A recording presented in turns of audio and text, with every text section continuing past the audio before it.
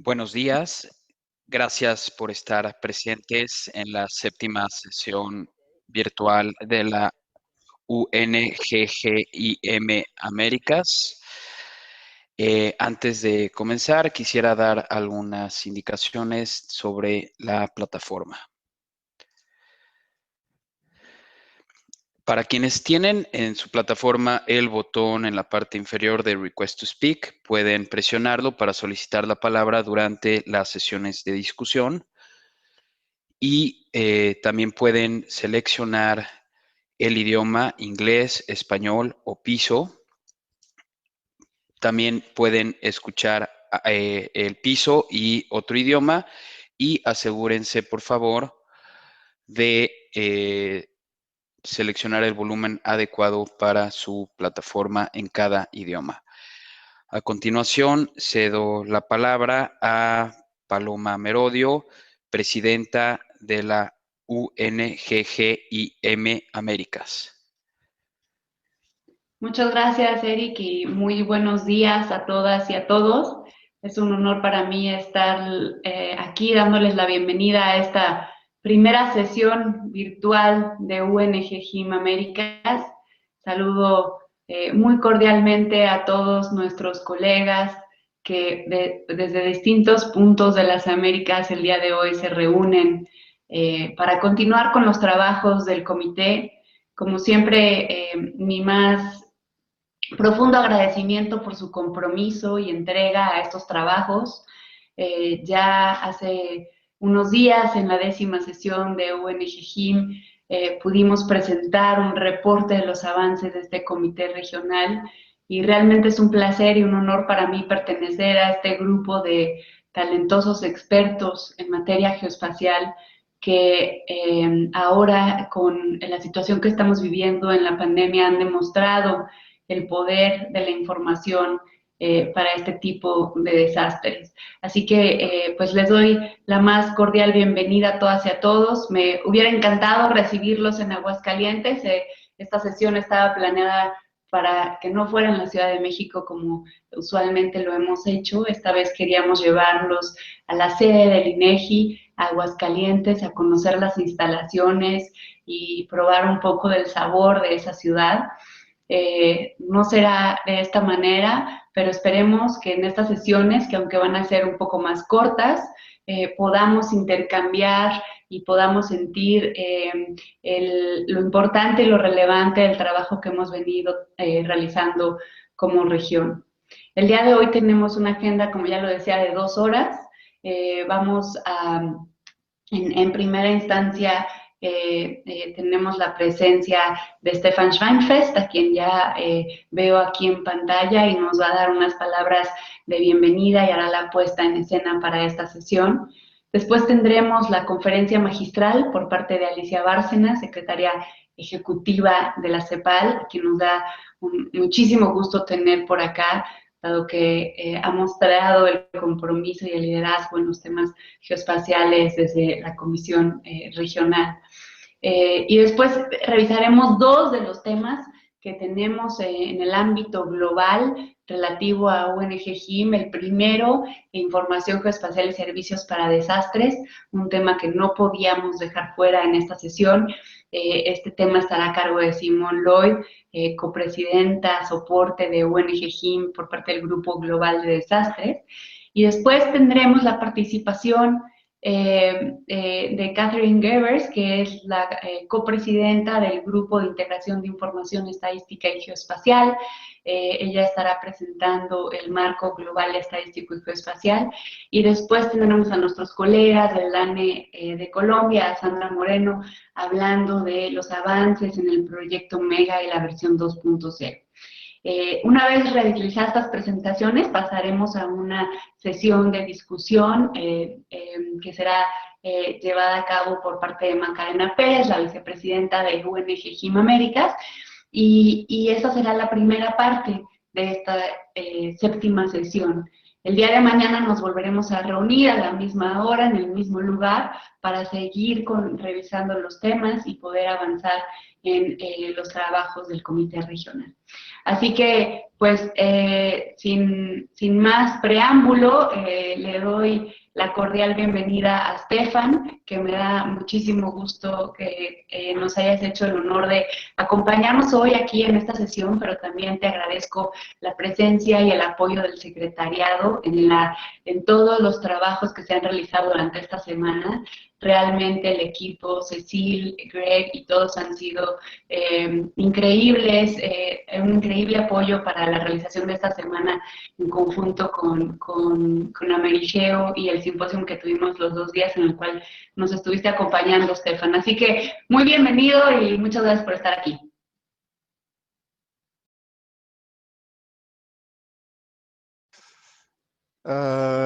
Muchas gracias a todos ustedes. Thank you very much for the invitation. It is a rainy day in New York. I would certainly have liked to be in Mexico. It's certainly a nicer space.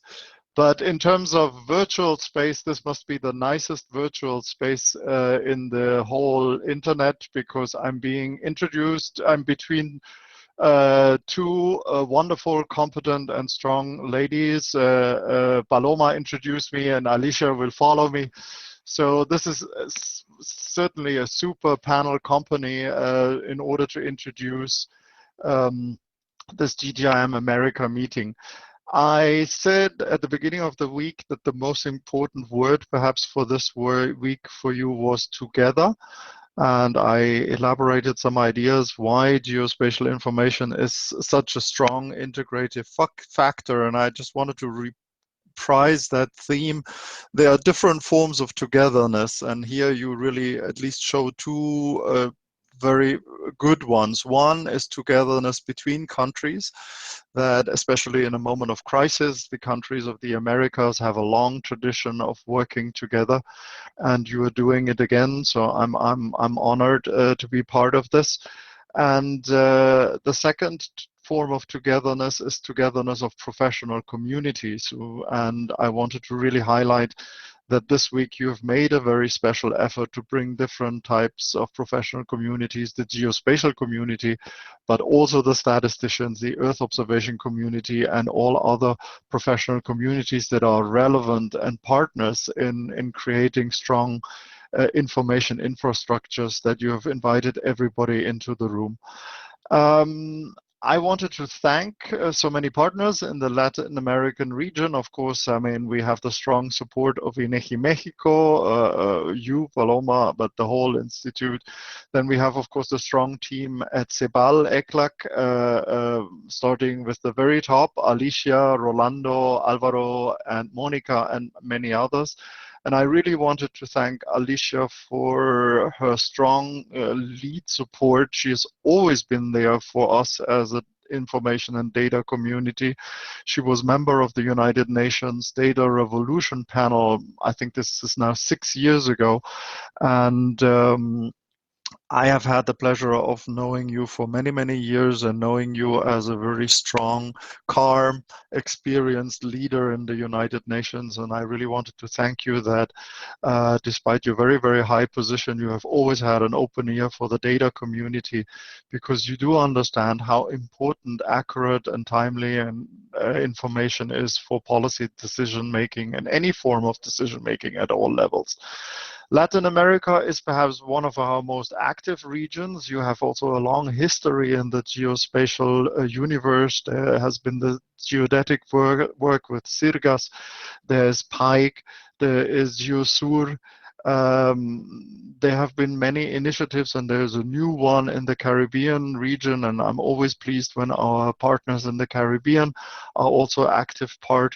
And with CariGeo, I believe that there is a new very important initiative on the table that brings together different actors which is critical to move our agenda forward. So let me just, the topic of my introductory remarks is setting the scene. So that means I would like to step a little bit back and look at the larger picture where we are right now with geospatial in the United Nations. We started 10 years ago. Of course, there was geospatial work before. The Latin American example shows that you have a long history of activities in that area. But only in 2011, the highest political decision-making powers in the United Nations, the Economic and Social Council and the General Assembly recognized that geospatial information is an important topic that we need to take care of at the United Nations in a global manner. Not only in a fragmented manner, but that's what the United Nations can do. It can put a table in the middle of the room and bring everybody together. And I think that was the birth of the Global Geospatial Information Management, UN-GGIM. And I think what we have done, what we can say in the first 10 years, we have created our architecture. We have been doing a lot of outreach, making sure everybody who has to be at the table is at the table. We have brought countries, but also other important stakeholders. It was clear that in this space you cannot talk without the private sector or other international or professional organizations. The United Nations has its own organizations. Academia has done a lot of work. So we created an architecture that brought everybody to the table. And of course, it was also built very strongly on the regions, because the most successful work and the most important connection between global frameworks and actual implementation at the national level is done at the regions. And we know that from many years in the statistical sphere and many other areas in the UN, that the regions play an important role. And so I was very, very pleased that after a few years we had completed our regional architecture and had UN-GGIM Asia and Pacific, Arab states, Africa, Europe, and of course the Americas. So I think that has very much strengthened the way we function. I think our first focus was on developing frameworks, a sort of comparing our methods and developing recommendations, setting global standards, or at least making recommendations. And we have done that in various areas. I mean, we have, of course, developed a strategic framework for geospatial information and services for disaster. We have a guide to national institutional arrangements for geospatial information management. We have the global statistical geospatial and global statistical geospatial framework.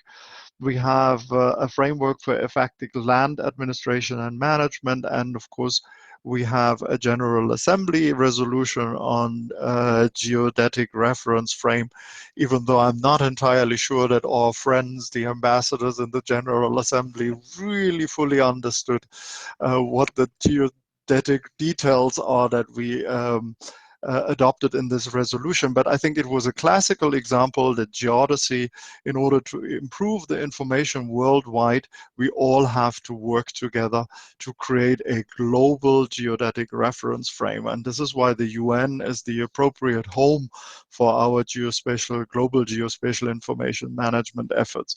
So now, where are we now? I think after all of these efforts in different domains, we have now the integrated geospatial information framework, which after 10 years brings it really together.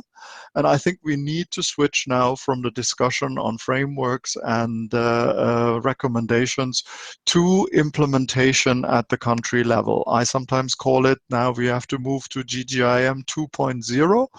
And because the countries want to see real actions, I think we have put our notes together at the global level. We have got the best advice possible. We have frameworks. But now the challenge is to implement them. And this is why we created the Integrated Geospatial Information Framework, which should lead to country action plans. I always call the IGIF the checklist that countries should take into their hands and see what is relevant in my particular circumstance, given my situation and my policy priorities, and then country action plan should be derived, and then either with domestic resources or in partnership with international resources. And we are certainly happy to provide technical resources, and we work very closely with partners like the World Bank or regional development banks also to provide financial resources, because we do know good information requires investment. It doesn't fall from the trees. Good, high quality information is not cheap. It has to be solidly built. And as we are mostly interested in development, that means movements over time. We do not want to have snapshots. As I often say, we do not want to take snapshots of the world, of how it looks right now. We actually want to make a movie. We want to take pictures at several points in time and understand what has changed and how it has changed and why it has changed. So as the fundamental phenomenon that we are actually observing is development, we need sustainable information systems that are constant over time, that are solid, that need to be built. And that is not easy, and it is not cheap. So I'm very pleased that we are in good communication with the World Bank, and we have already launched some projects together. And I believe Guyana was one example where we work together, and we have developed an action plan, a country action plan in your part of the world, which then also is translated into better and a more comprehensive and more integrated data. I think that is what we are really looking forward to.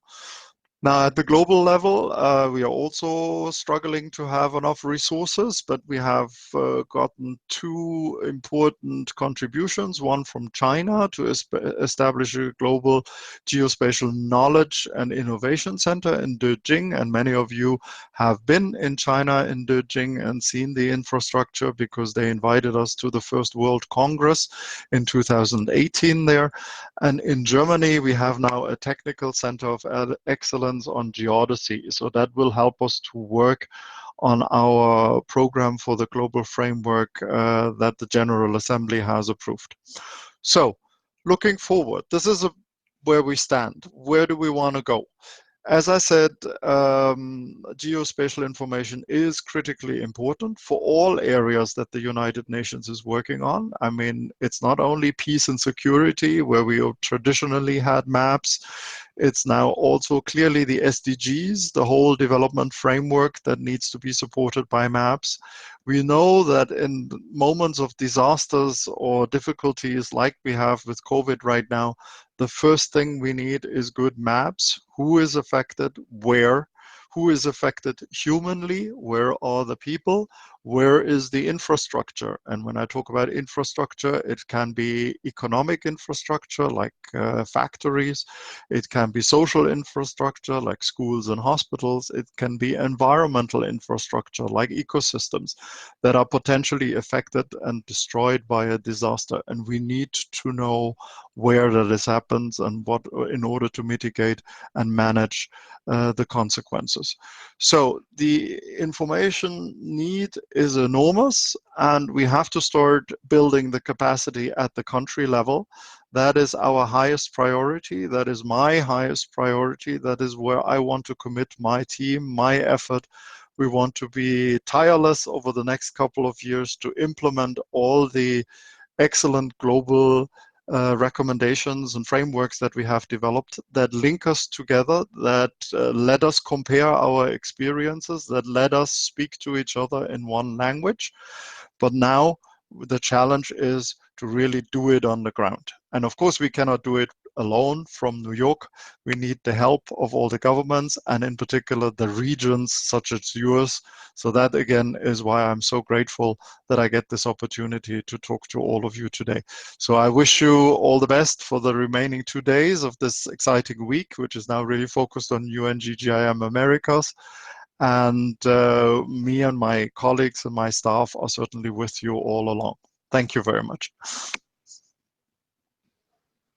Muchísimas gracias, Stefan, por estas palabras, por poner esta visión de la parte global de UN-GGIM, por darnos este contexto hacia dónde vamos como como UN-GGIM global y cómo la región puede aportar para lograr esos objetivos. Cuenta con nosotros para acompañarte en esas metas respecto a la implementación de estos marcos. Sin duda, la CEPAL son unos grandes aliados y han estado trabajando mucho en la implementación, y por parte de UN-GGIM, pues a través de las iniciativas que ya has mencionado, seguiremos apoyando estos esfuerzos. Así que muchísimas gracias por tus palabras, Stefan.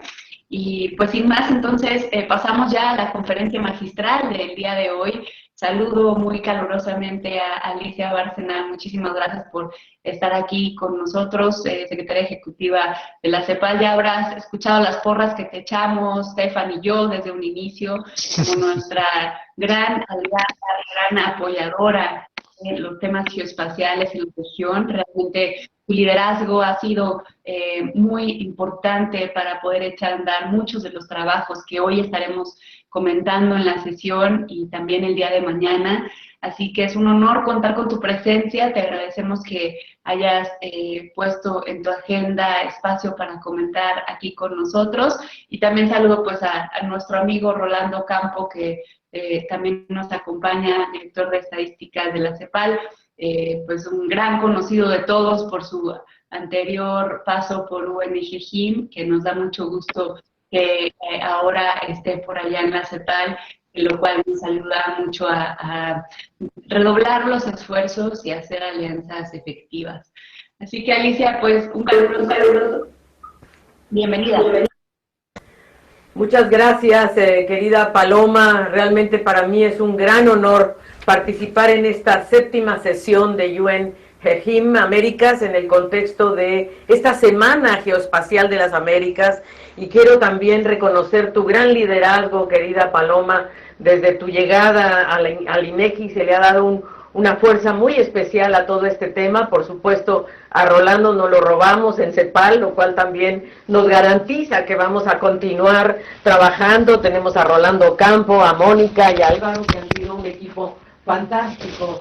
Quiero también reconocer a Stefan Schweinfest, que es director de la División de Estadísticas de Naciones Unidas, pero ante todo un gran colega, un gran compañero, con el que hemos trabajado muy de la mano para unir estas comunidades de geográficas, estadísticas, para poder, yo diría, para poner en práctica toda la información de la que disponemos, con toda la tecnología que hoy contamos. Y por eso, querida Paloma, como presidenta de UN-GGIM Américas, creo que quiero reiterarte el apoyo total de la CEPAL para continuar trabajando contigo de la mano, contigo, con Julio Santaella, con Macarena Pérez, nuestra vicepresidenta de GGIM Américas, que la tenemos en Chile, como secretaria ejecutiva del Sistema Nacional de Coordinación de Información Territorial, y de todos los delegados de GGIM Américas. Quiero que sepan que cuentan con la CEPAL para acompañar este proceso, y desde luego a todos los colegas de los organismos regionales, porque en el fondo de lo que se trata es de crear alianzas y sinergias entre las comunidades regionales que producen justamente datos geoespaciales, estadísticas, observaciones de la Tierra, que son esenciales, especialmente ahora, ante la pandemia, el COVID. Necesitamos territorializar, porque todo ocurre en algún lugar, y por eso es tan importante esta alianza que hemos hecho con ustedes.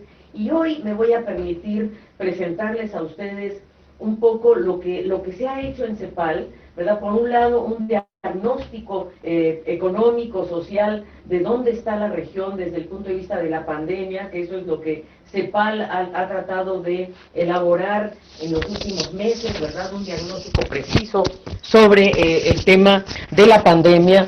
Y en segundo lugar, quisiera también decirles que nosotros consideramos que la respuesta geoespacial es esencial, y por ello hemos creado un geoportal y un observatorio que le da seguimiento a las medidas que están tomando los gobiernos, por un lado, y también cómo se expresa esto en el territorio. Nos falta avanzar, por supuesto, pero estamos a disposición para continuar este trabajo.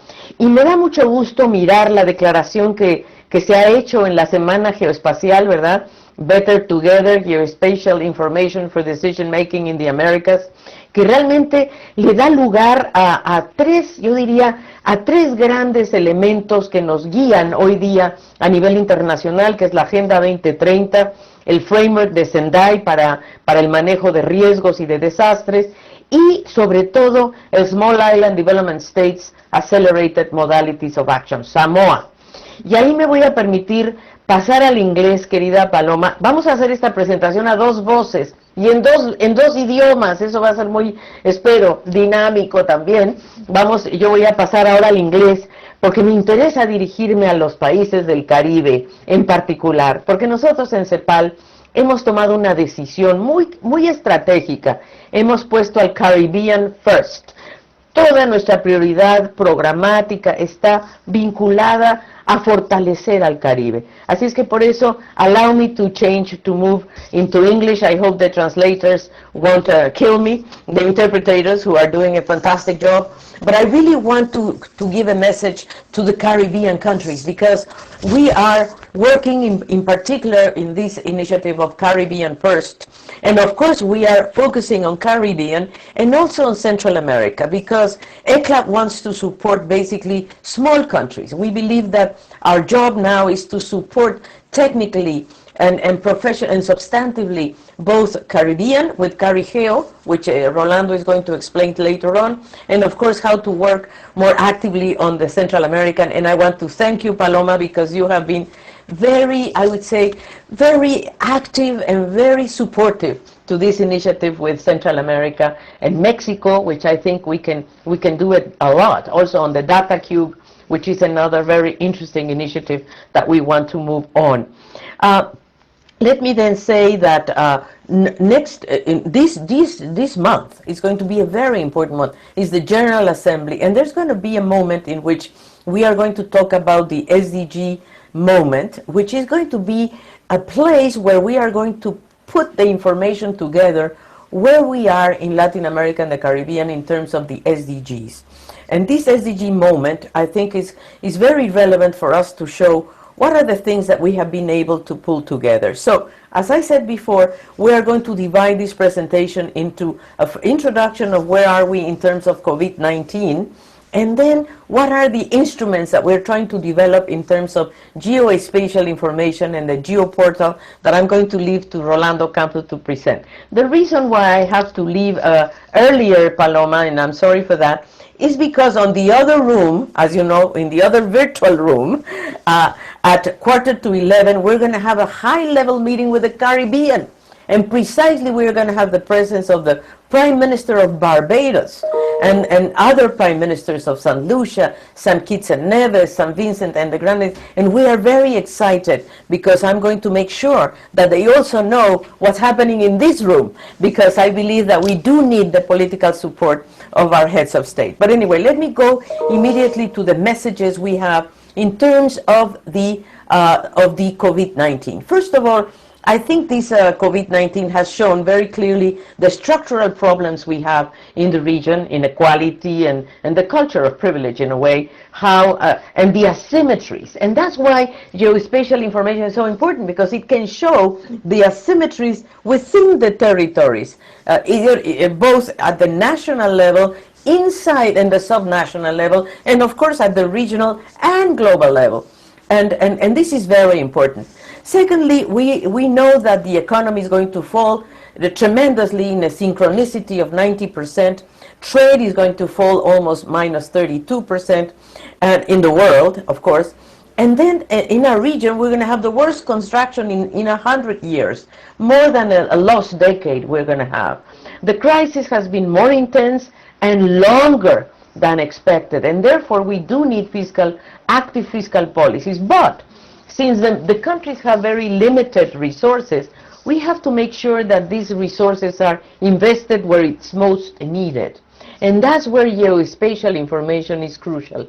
What are those areas in our territory that are most needed? For example, the urban areas that are, having marginal problems because they don't have access to potable water or things of the sort. So, or else in the Caribbean countries, for example, we can see Clearly, the asymmetries in terms of climate change impact, we have a lot of clarity of how much of the population in the Caribbean is living underwater, under 5 meters of the ocean, and are the most vulnerable in terms of climate change. So these are the things that we have to identify, particularly in the light of this crisis. But the national efforts will need greater international cooperation, and coordination is essential. And that's why these partnerships with UN-GGIM, with you, Paloma, with the National Institutes of Statistics, with the Geographic community, with UNEP, with other institutions is so essential.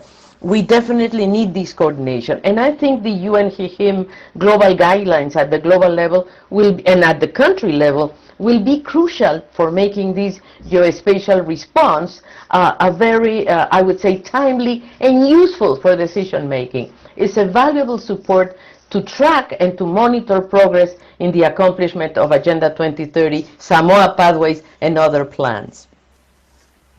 The next one, please, Rolando. Thank you. Now, the global economy, as I said, is going to go under the deepest recession since the Second World War. So everybody's going to be in trouble, not only us. The difference is that Germany, of course, has much more resources to invest in this crisis than we have. And of course, the interest rates are lower for developed countries than for developing countries. So in any event, one of the things I want to show you is that East Asia Pacific is going to be probably the least affected region, in the sense that China is starting to grow again. And what's the risk there? The risk is that we can be reprimarized. That is, we can go back to commodity, I would say, extractive industries, rather to move ahead in the diversification of the economy. And this is something we have to put some guard, because we don't want to lock in the future economy only on mining or extractive industries. We really want to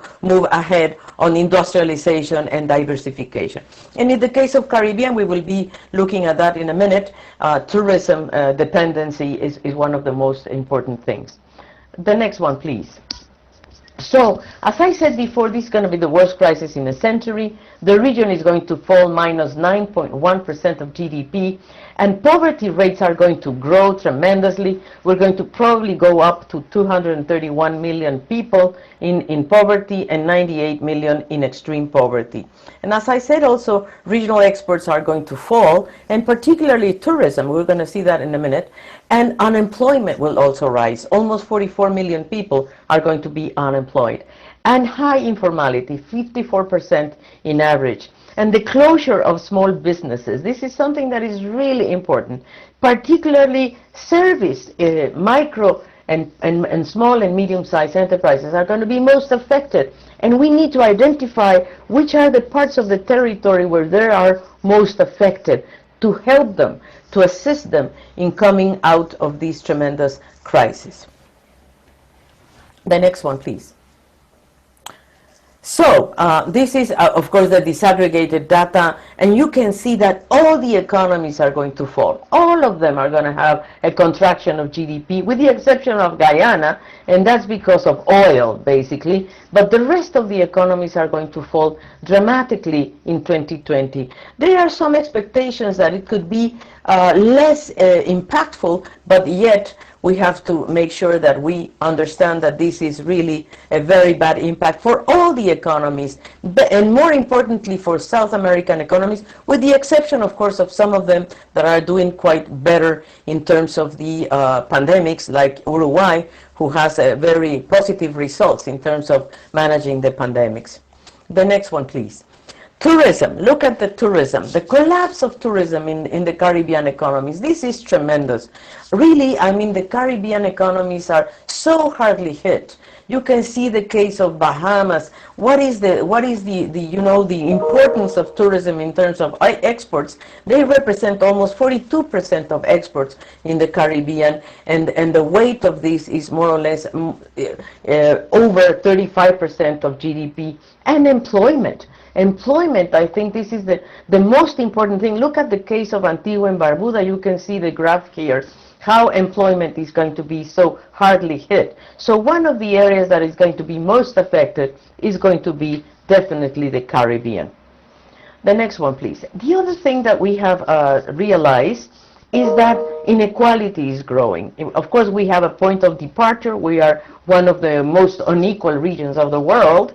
And of course, the point of departure is very, very hard I mean, in 2018, we already had levels of Gini income inequality very high in some countries like Brazil or Guatemala or Paraguay. And of course, this is going to be getting worse in terms of the pandemics. We have made some calculations here on how inequality is going to hit different countries. And of course, our main preoccupation related to this community is how inequality is going to how it's going to affect the different parts of the territory within countries. I think this is extremely important, because that's not the same in the northern part of certain countries as the southern part or the central part. So where are the industries and the economy is being hardly hit territorially? The next one, please. Now, one of the things we have understood is the crisis of the middle strata. We have made a very careful analysis of how much we have seen that 80% of the population will need universal policies, because 8 out of 10 people in the region, 491 million, I mean, we're talking of a region of 630 million, so 491 million people will live in an income that is 3 times the poverty line. That is $500 a month, maximum. Of course, from there down, that means that half of the population is living under $500 a month, with a great variability across countries, and more than 33 million people will slip from the middle income to the lower income strata. You know, this region made a great effort in getting people out of poverty in the decade of the 2000, and between 2002 and 2014, we were able to get more or less 60 million people out of poverty, but now we are going back, 45 million people are going back to poverty, and more than 33 are going to slip from a middle income strata to a low income strata. And we have to say also, and Paloma, I think this is essential, because digital connectivity, I would say, and to have access to connectivity and low-cost internet is a problem in the region. We have 40 million households that do not have digital connectivity. So we are making some proposals on that regard. Let me go to the next one, because one of the things that we have been very careful is to understand who are the most vulnerable in this pandemic. And we know that older people are very, very vulnerable. We know that informal workers are very vulnerable. And we especially know that women are very vulnerable. And I want to congratulate INEGI and thank you, Paloma and Julio, because we have made a tremendous effort to have disaggregated data on women's unpaid work. And this has been done hand in hand with all the national institutes of statistics of the region. And we know now how far we are in terms of the unpaid work of women, and how much the burden of a greater domestic violence and limited access to health services is hitting women very hard. Of course, we are also very much aware of indigenous peoples and Afro-descendants. And indigenous peoples and Afro-descendants, we need to locate them. We need to know where they are in the territory. Most of them are particularly in very biodiverse and mega-diverse areas of the region. And we need to protect both biodiversity and these populations and communities. Of course, people with disabilities. And the other thing we have, clarities, migrants are going to be also very hardly hit. So what are we suggesting in terms of actions that can be taken? And let's move to the next, please. And we have made 5 proposals, very concrete 5 proposals. Number 1 is to put together an emergency basic income for 6 months for the entire population living in poverty, 230 million people, to have an equivalent of one, I would say, line of poverty, which is approximately $140 per month. Many countries are already doing this, and I have to recognize that many countries of the region are already pulling together this emergency basic income for 6 months. But I think we will have to extend it because the crisis is going to be longer than we thought. Secondly, we are suggesting the extension of repayment grants terms for micro and small and medium-sized enterprise. We need to understand where they are in the territory. This is essential. We need to understand where do we have to go, and particularly to those that are producing food. Thirdly, we are proposing to invest 1% of GDP for providing a basic digital basket to guarantee universal digital inclusion. We have calculated that these 40 million households could, if we invest 1% of GDP, we will be able to connect them. And this is very important because today everything is teleworking, teleeducation, and even what we're doing now, and geospatial information needs good quality of digital infrastructure. Fourthly, we are suggesting expansionary fiscal and monetary policies for a longer period, by the way. And of course, this is linked to the global debate on financing for development and the financial architecture. Countries like the Caribbean or Central America need concessional funding, and we need to assist them. We need a solidarity crusade to make sure that countries like the Caribbean that are highly indebted and highly vulnerable to climate change receive grants and concessional funding. In Central America, they are not so highly indebted, but they do have a current fiscal deficits that don't allow them to spend more. And they have already spent a lot, by the way.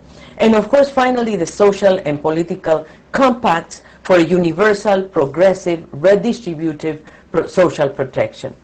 And finally, let me move to the geospatial and how do we bring this together. And we believe that geospatial instruments are crucial to track COVID-19. And this is what we have done. We have put together a observatory and all the geospatial instruments together to build a geoportal that we are going to launch today, by the way. And I want, therefore, to recognize Rolando Campo and his team on the wonderful job they have done to pull this together. Why do we believe this is so essential? Because it will allow defining vulnerability with a disaggregated view on the territory, considering population over the age of 65 years old, for example, employability, poverty, and health population at risk. It defines location of confirmed cases, tests performed, intensive care patients, and disease, disaggregated by gender and age. This is essential. We are in many countries confronting the false dilemma between health and economy. We can't do that. What we have to do is to understand where do we have the cases, where do we have the I would say the most crucial patients that we need to follow and to track.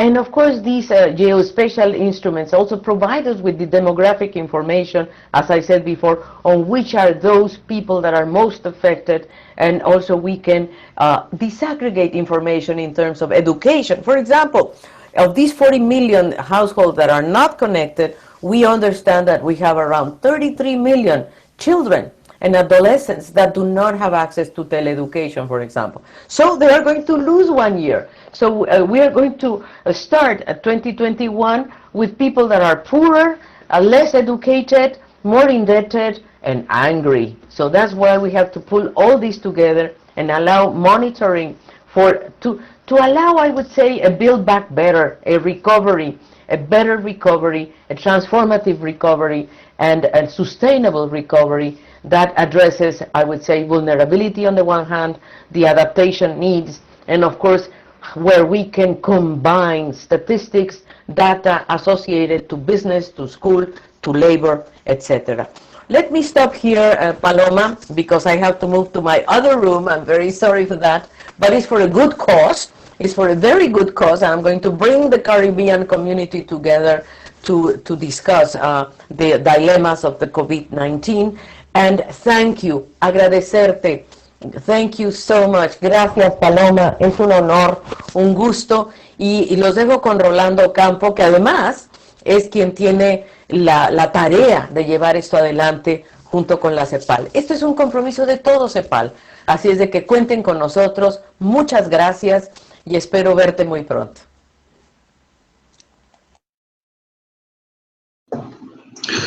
Muchas gracias, Alicia, por tus palabras. Yo daré continuidad a la presentación que tenemos ahora. Si me permiten, voy a volver a subir a ver si puedo participar.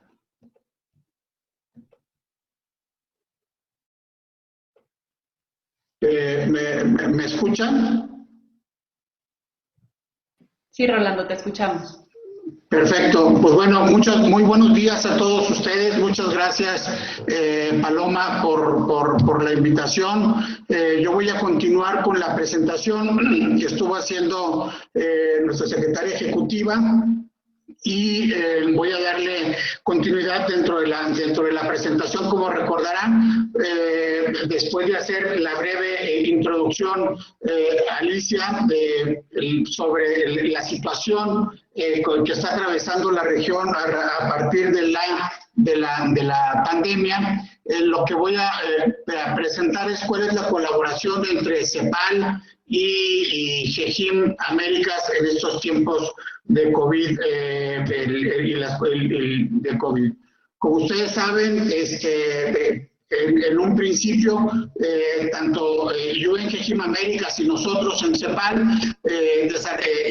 lanzamos un cuestionario para saber cuál era la respuesta geoespacial que habíamos tenido en términos de la pandemia en las Américas. El cuestionario fue respondido por 20 de los 36 países. Tuvimos participantes tanto del Caribe, así como de Latinoamérica. Como resultado de este cuestionario, fue muy gratificante identificar que la mayoría de los países estuvieron aplicando respuestas geoespaciales para la pandemia. Tuvieron posibilidades para incorporar elementos geoespaciales en sus países para toma de decisiones, ¿no? Algunas respuestas de la manera que fueron desarrolladas de manera institucional fue, por un lado, la activación de protocolos de emergencia entre las oficinas nacionales de emergencia y las oficinas geoespaciales, o la creación de comités de trabajo exprofeso para este trabajo, compuestos por las oficinas geoespaciales, las oficinas estadísticas y los ministerios de salud y otros más que participaron en estos procesos, ¿no? Bajo estos arreglos institucionales se generaron varios productos, como el mapeo de los casos y la desagregación de los casos de COVID en los países, la vulnerabilidad, la logística, los hotspots de mapas interactivos y algunas otras dashboards que se fueron generando.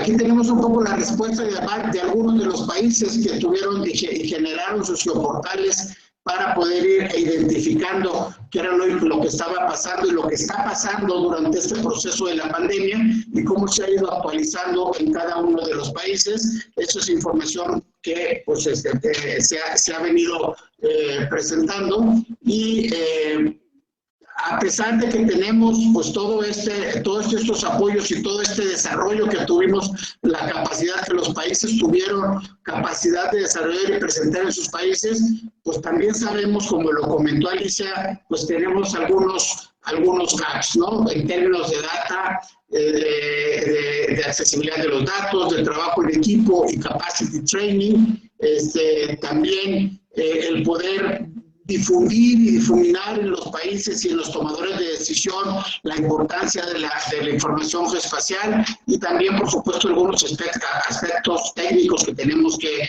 ir mejorando, ¿no? Y a nivel regional sabemos que se necesita mucho apoyo desde en términos de capacity training, en términos de información geoespacial, de trabajo colaborativo, por supuesto, en términos de data, cómo podemos generar y cómo podemos incorporar todos estos datos estadísticos y datos de todo tipo a la información geoespacial, y pues el elemento que todos conocemos que también es muy complicado, que es lo referente al financiamiento, y lo que también de alguna manera comentó Stefan en su presentación.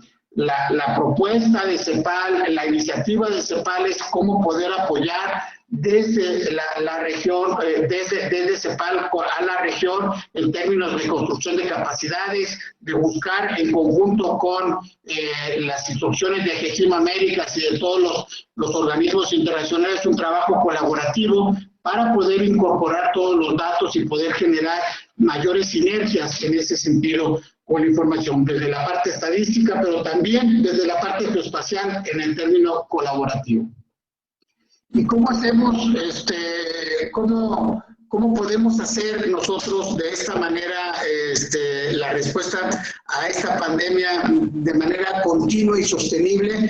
Pues bueno, tenemos varios elementos que hemos incorporado a través del tiempo a los países y que desde las oficinas globales se han estado desarrollando, como el marco de información geoespacial, el IGIF, el Integrated Geospatial Information Framework, también el marco estratégico de información geoespacial para desastres y desarrollo de capacidades, y también, por supuesto, el marco global de información estadística y geoespacial, el GSGF, que todos estos elementos nos pueden dar y pueden aportar y están aportando para la implementación de un marco global. Este marco global, ¿cómo lo vamos a llevar a la parte nacional? Estamos hablando de que, como lo comentó Stefan, tenemos los arreglos institucionales y los arreglos técnicos para poder a nivel global. Lo que tenemos que hacer es cómo bajarlos a nivel regional y, por supuesto, desde el nivel regional, cómo bajarlos a nivel nacional. Ese es uno de los elementos que nosotros como oficina regional estamos en total, nos interesa mucho cómo coadyuvar con UN-GGIM Américas para poder bajar a través de construcción de capacidades con el equipo técnico que tenemos en CEPAL en términos geoespaciales, bajar a todo este proceso.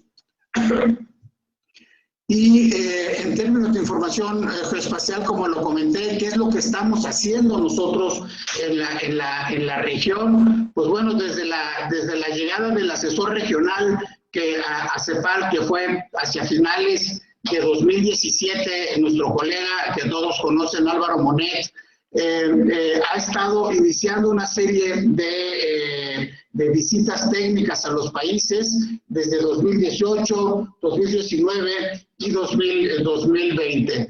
También durante el proceso de la pandemia llevamos a cabo 2 seminarios, webinars en conjunto con los colegas de UN-GGIM Américas y de otros organismos que estuvieron incorporados ahí sobre información geoespacial para poder verlo. Pueden ver el número de asistentes que tuvieron en mayo 15, 250 asistentes y 210 el 4 de agosto de 2020.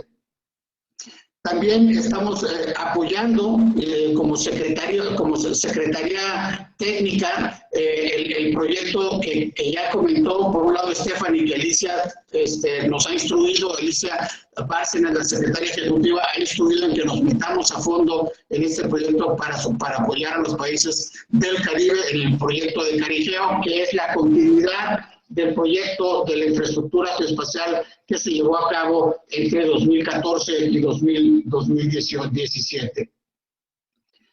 También algunos otros proyectos para fortalecer las capacidades en las que estamos trabajando desde CEPAL, la Oficina de México, y estamos nosotros desde CEPAL aquí en Santiago, apoyando un proyecto que tenemos con Centroamérica, en particular con el COSEFIN, para llevar a cabo todo un proceso que incorpore fortalecimiento de capacidades en términos de desastre, reducción de desastres y desarrollo sostenible desde la visión geoespacial y términos financieros. También estamos apoyando, como lo comentamos también con nuestros colegas del Instituto Panamericano de Geografía y Estadística, este proyecto de desarrollo de información estadística y geográfica, y también el proyecto, el MEGA, que también estamos dándole, nosotros estamos aportando nuestros conocimientos a través de Álvaro, la coordinación de los trabajos.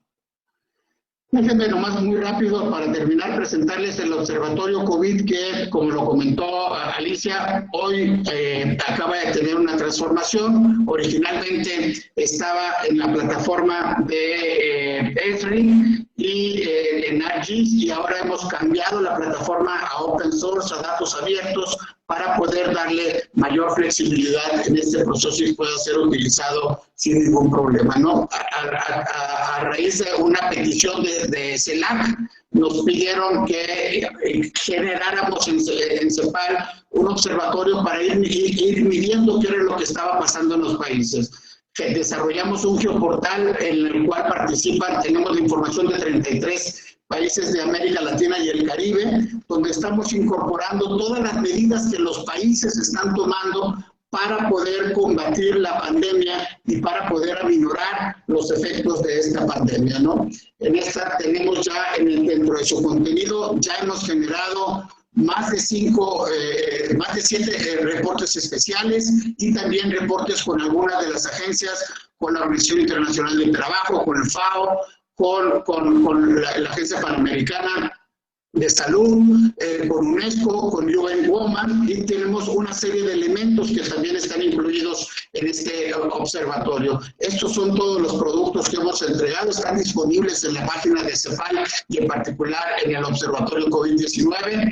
Y el geoportal lo que permite es incorporar el número de medidas que tenemos por país. Esta es la visualización nueva que se está lanzando apenas hace unos 30 minutos. Cuando Alicia estaba hablando, subimos el cambio del geoportal. Estos son las medidas que se decidieron que se están incorporando, movimientos entre los países, temas económicos, medidas que tomaron los países en términos de educación, en términos de trabajo, de protección social, de género, que aquí está duplicado, por eso no aparece 2 veces educación, pero es género y salud. La idea de esta plataforma pues está hecha en software libre, tiene una visión regional, tiene una facilidad para poder identificar, hacer un zoom inmediato al Caribe, tiene gráficas y tabulados, tiene número de acciones por región, por país, se puede visualizar de cualquier manera, tiene los diferentes tópicos y permite hacer un calendario, también tiene calendarizado toda la información que hemos tomado en estos. Por ejemplo, en este caso con Brasil tenemos las medidas que se han tomado, y si vemos los movimientos, en este caso de movimientos entre los países y en las fronteras, podemos cuántas medidas tomó cada uno de los países y cómo las han ido incorporando. Este geoportal se actualiza todos los días, y cada vez que sale una medida oficial que toma el gobierno del país, entonces es incorporada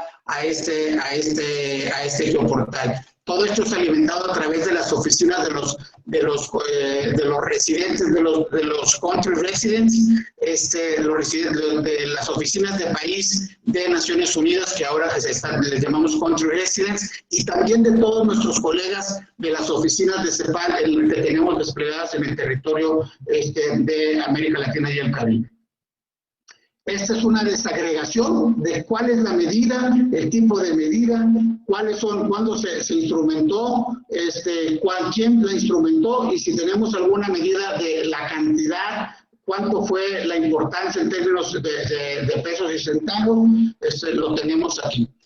Lo mismo tenemos también, podemos verlo para hacer una gráfica de la información, y aquí tenemos todos los reportes que podemos bajar desde la participación. Como conclusión de esto, pues bueno, el COVID-19 ha creado nuevas oportunidades de colaboración a nivel global, a nivel regional y a nivel nacional.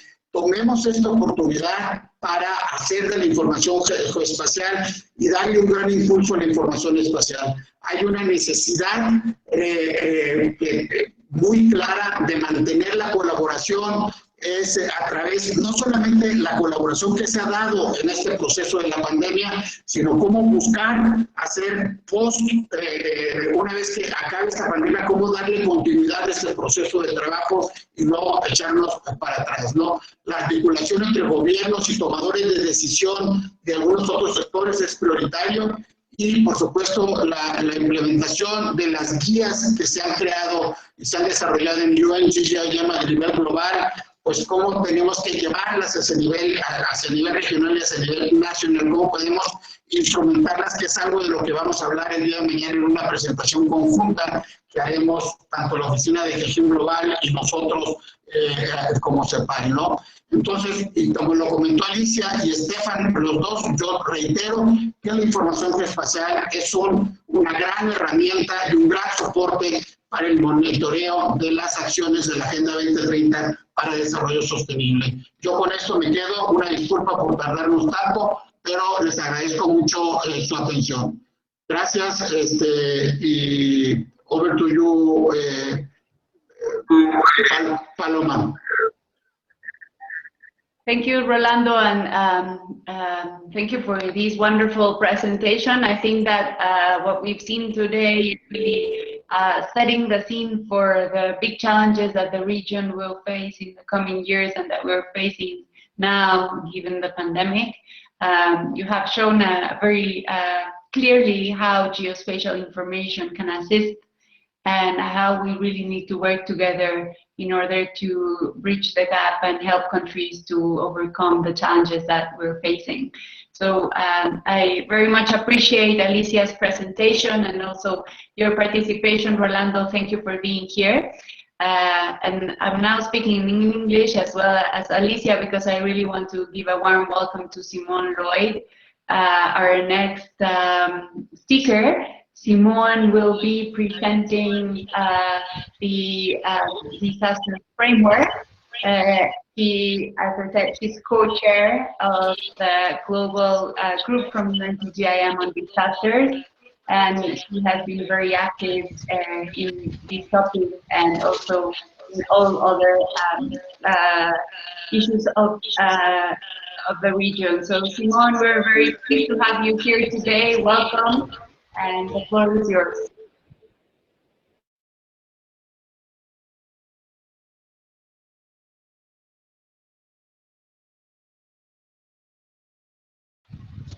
Thank you so much, Paloma. Good morning, everyone.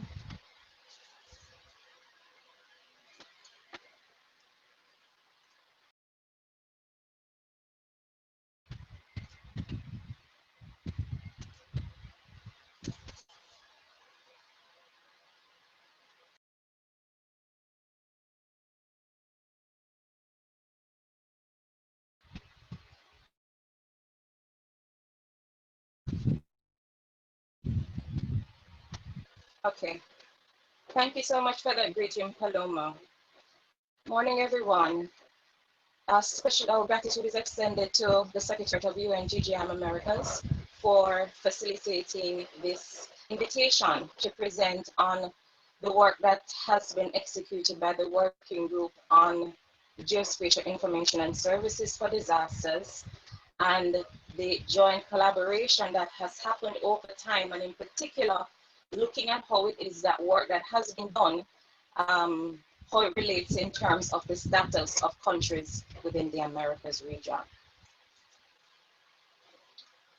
So, we'll be looking at the Americas disaster vulnerability, a quick background in terms of the Working Group on Disasters, in addition to thanking Stefan for introducing the strategic framework on geospatial information and services for disasters, and Rolando also made mention of that document that will drive much of my presentation.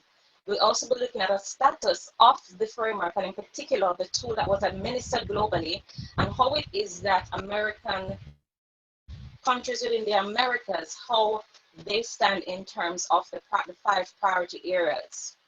I'll also be looking at how it is that the COVID-19 pandemic does provide some level of opportunity with regards to the use of geospatial information and services, and the draft decision that came out of the 10th session of UN-GGIM last week. And then we'll be finishing in terms of making reference to the great work that was executed by ECLAC and UN-GGIM Americas with regards to the survey which was conducted, of which Rolando made mention of. So in the Americas, which comprises North, Central, South America, and the Caribbean region, we are indeed a multi-risk zone. And in so doing, we are impacted by multiple natural events, and these include hurricanes, tropical storms, tropical depressions, troughs, earthquakes, volcanoes, and also flood events. So particular sections of the region are particularly impacted by moderate to very high levels of vulnerability. And so with that, it is very important, as Rolando made mention of, how it is that geospatial information and services are really key in terms of responding to particular challenges in the Caribbean and the region, and with respect to, and in particular with respect to disasters. So what is the working group on disasters? Back in 2015, the United Nations Committee of Experts on Global Geospatial Information and Management, the Committee of Experts determined that it was very important to establish a working group. And this working group would focus on the development and the implementation of a strategic framework that would be very practical and focused in manner, that this framework could be aligned with the Sendai framework for disaster risk reduction, which spans 2015 to 2030, and its whole implementation process, that this framework would also take into account the special needs of developing countries, and also that it will be broadly representative of different regions of the world. So the body, under the leadership of Jamaica and the Philippines, was integral in the development of the strategic framework and its assessment tool. Now, presently under the leadership of Jamaica and Japan, the working group is looking forward to facilitating awareness with regards to the strategic framework, its relevance, its importance, and helping various regions of UN-GGIM with regards to its implementation. So the membership stands presently at 41 for the working group, with a mix of member states, international organizations, academia, private sector, and also representatives from the UN system. So what is this strategic framework on geospatial information and services for disasters?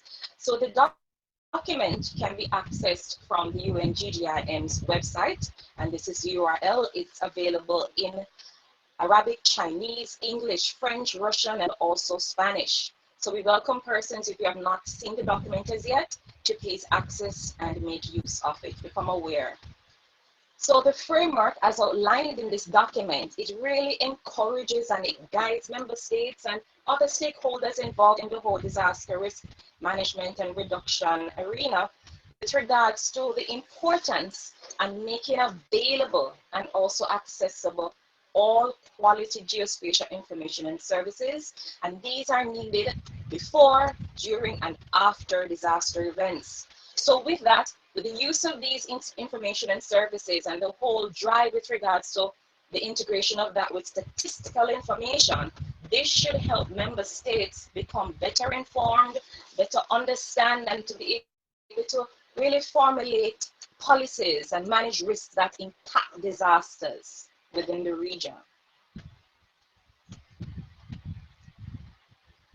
So the framework speaks to 5 priority areas for action. And these 5 priority areas for action are in relation to the importance of governance and policies to drive the overarching framework, the importance of creating awareness and capacity building. And Rolando spoke to capacity building and the need for that within the region. And also the fact that data management is key. Yes, we're speaking about driving the whole generation of geospatial information, but these need to be housed somewhere. What are the processes, the policies, the guidelines that govern the whole data management process? In addition comes the common infrastructure and services that are integral with regards to supporting the data management and the whole accessibility of what is being provided in terms of information and sources and information and services. And lastly, the 5th priority area, the need for resource mobilization. And Rolando spoke to some aspects of that in terms of gaps within the region. And one of those is with regards to resource mobilization, and in particular with regards to finances. So the framework, in order to understand where all the various member states are at in terms of their level of use of geospatial information and services, and gauging and being able to track progress over time, the working group developed an assessment survey. Now, this survey has been administered with the support, the significant support of the UN-GGIM Secretariat, and it's a global administering of the survey. It had closed off in the end of August for the Americas region to then facilitate the data that will be needed to drive the development of this presentation. But the survey itself is still open until the 2nd of October for those who have not yet completed it. Now, this survey really allows us to be able to gauge the level and status of implementation, understand what is happening in each member state in terms of the national paradigm, the national landscape with regards to geospatial information and services, and how it is that being able to better understand, as member states, we should be able to better develop our national implementation plans that drive the generation, the access, the provision of geospatial and information services to drive the whole DRRM process. So this is what the survey looks at, the Strategic Framework Survey. This is a PDF version of it, which can be downloaded from the UN-GGIM's website. And also it is available digitally. So given the survey examines all the 5 priority areas. And in examining the 5 priority areas, it has key questions that speak to really delving into all the various factors that would influence each of these priority areas being successful with regards to each member state's implementation. So the questions are focused on these 5 priority areas. Now, the PDF version of the document has a ranking from 0 to 4. So it has a 5 rating scale. With respect to the digital version that is also available, and the link was previously shared in another slide, this digital access, when you go on the survey, you'll see that there is that the five categories are maintained, but instead of starting from 0 to 4, it starts 1 to 5, given the fact that it's an online administering of the survey. So what are the results of the framework assessment within the Americas? In general, out of the 198 UN-GGIM member states, 42 have thus far completed the survey. Of this amount, 12 are members of the Americas region, sub-regional body.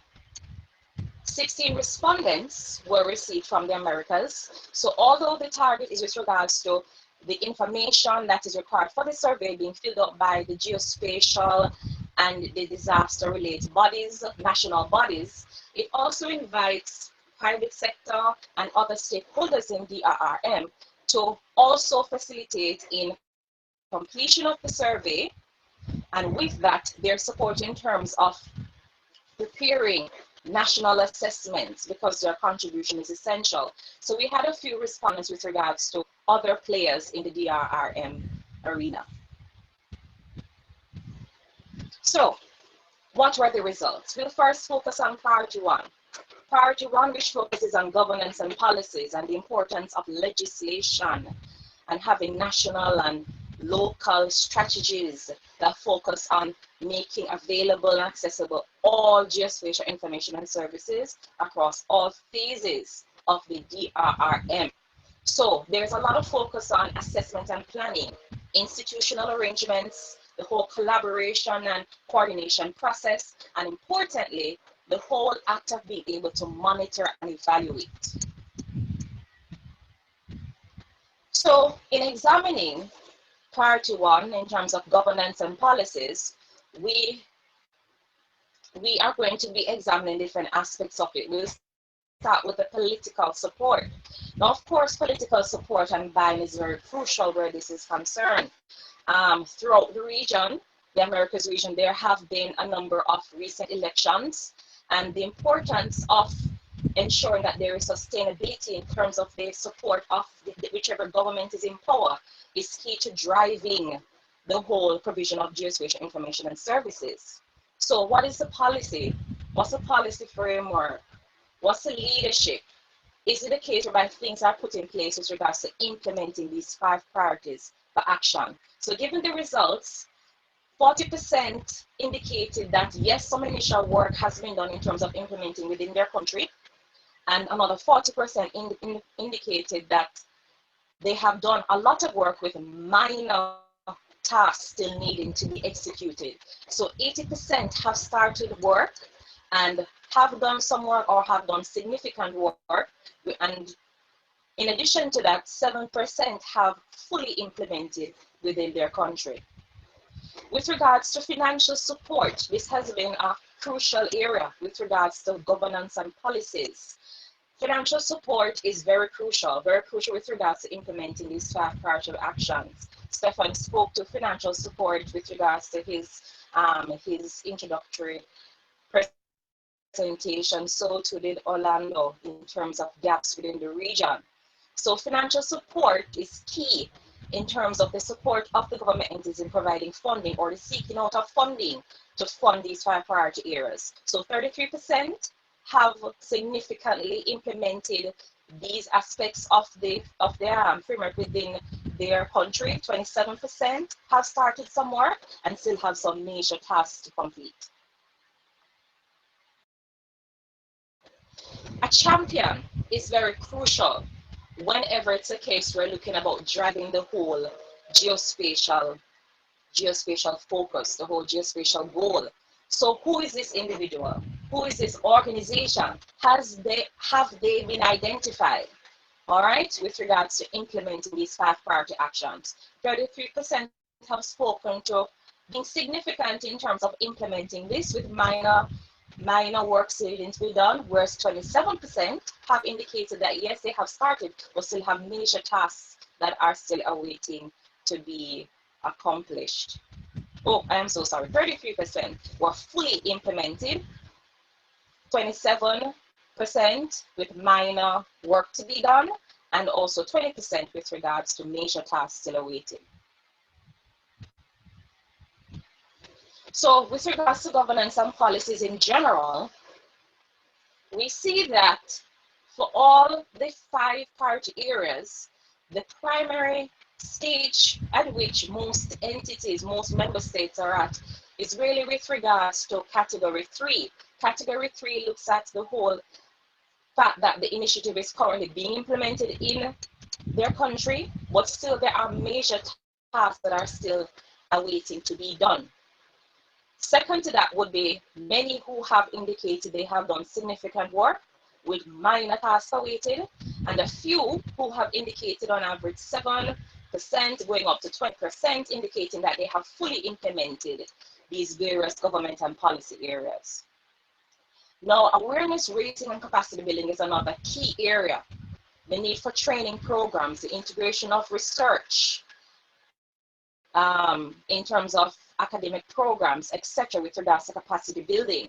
And within the region, we can see that 53% have started and are currently implementing with the major tasks ahead. So over 50% have indicated that. All right. Now with that, geospatial information and services in terms of making these translatable so that persons can easily understand what the strategies are, what are the tools that can be applied, that is a key area. So over 53% have made strides in terms of implementing with major tasks still needing to be done. 7% have done full implementation within their country, with 20% not yet implemented. Now, with regards to geospatial information and services, and these being integrated in academic programs, 60% have started in the initiative with major tasks still awaiting. 27% have done significant work with minor tasks awaiting. So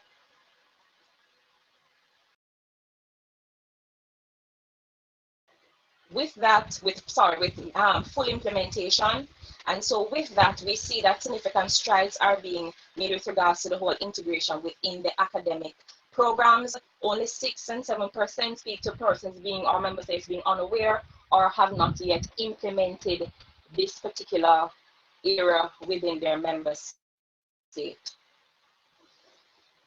Researches in relation to DRM related matters is also important. How is this initiated? How is this managed with regards to academic programs? 33% have done full implementation, 53% have done some work with major tasks still awaiting. Training programs are very key, and Rolando had spoken to the need for training programs throughout the region that are geospatial related. So here it is that we have that 40% have started, they have major tasks still awaited, 40% have not yet implemented, and we have 20% with full implementation. Priority 3 speaks to data management. So the whole data development, standards, policies, guidelines, and how key this is. So is there a common and accessible database system? 53% have spoken to yes, there is. They have started such work, but still they have major tasks ahead. 13% have spoken to they having fully implemented such within their member state, and 27% have done significant work with minor tasks awaited. So what are these data management guidelines? Are there any? Do they incorporate key factors that look at data stewardship, metadata, data security, control, data backup, recovery? And with the assessment, it was found that 53% of the respondents have started with major tasks awaited. 33% have yes, implemented with some minor tasks awaited. And so with that, significant work is occurring, has occurred, but still we have some way to go. Priority 4 speaks to common infrastructure and also services. So what are the hardware, software, network, manpower capacities needed to process and further facilitate access and improve geospatial information and services with regards to a common operations center? So is there a common operations that is established, operations center that is established? 13% spoke to yes, they have fully implemented such an operations center. 46% have indicated some work has started with major tasks awaited. 27% have indicated they have done significant implementation with minor work still awaited. Additionally, there is significant need for backup facilities for online and offline access to these geospatial data to ensure that whenever there is an event, that operations are sustained throughout. With that, 53% have spoken to yes. Some work has started, but still there's work to be done. 27% have spoken to significant work being done with minor tasks still awaited, and 7% have fully implemented. Is there interoperability of systems and processes in DRM organizations? How is that? 60% have indicated that yes, some level of work has been done, but still there's major work to be done where that is concerned. The last priority action speaks to resource mobilization. and the importance of financial, human, and technical resources to drive this whole process of providing geospatial information and services for disasters. So with resource mobilization, is there funding that has been set up to drive this whole process, right? Are DRM organizations sensitive on the necessity of funding? So 46% have spoken to yes, being aware, with major tasks still awaited. 7% have full implementation, 27% have done major work with minor tasks awaited. Private sector is also key, and private sector as a source for funding major projects and national investment with regards to geospatial information and services. So are we engaging private sector with regards to getting their support financially? 47% have spoken to the initiative not yet implemented in our country. So this is a serious area of deficit or a gap that we can look at. And based on Orlando's presentation, he would have spoken to the need for funding support and looking at various sources of funding for projects within the region to improve and strengthen our geospatial infrastructure and our capacity building, etc. 20% have started, but still have a lot of work to be done. 7% have done full implementation. So what is the summary of all of this?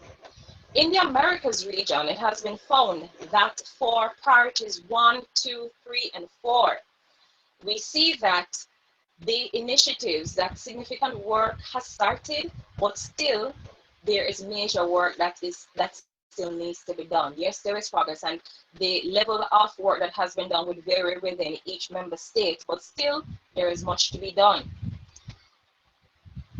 47%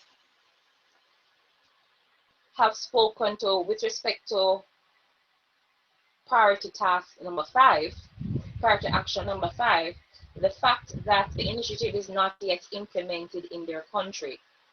So resource mobilization is a serious area that a lot of focus needs to be done overall, but it's good to know that some level of work has commenced in the other 4 priority areas with regards to driving geospatial information and services for disasters.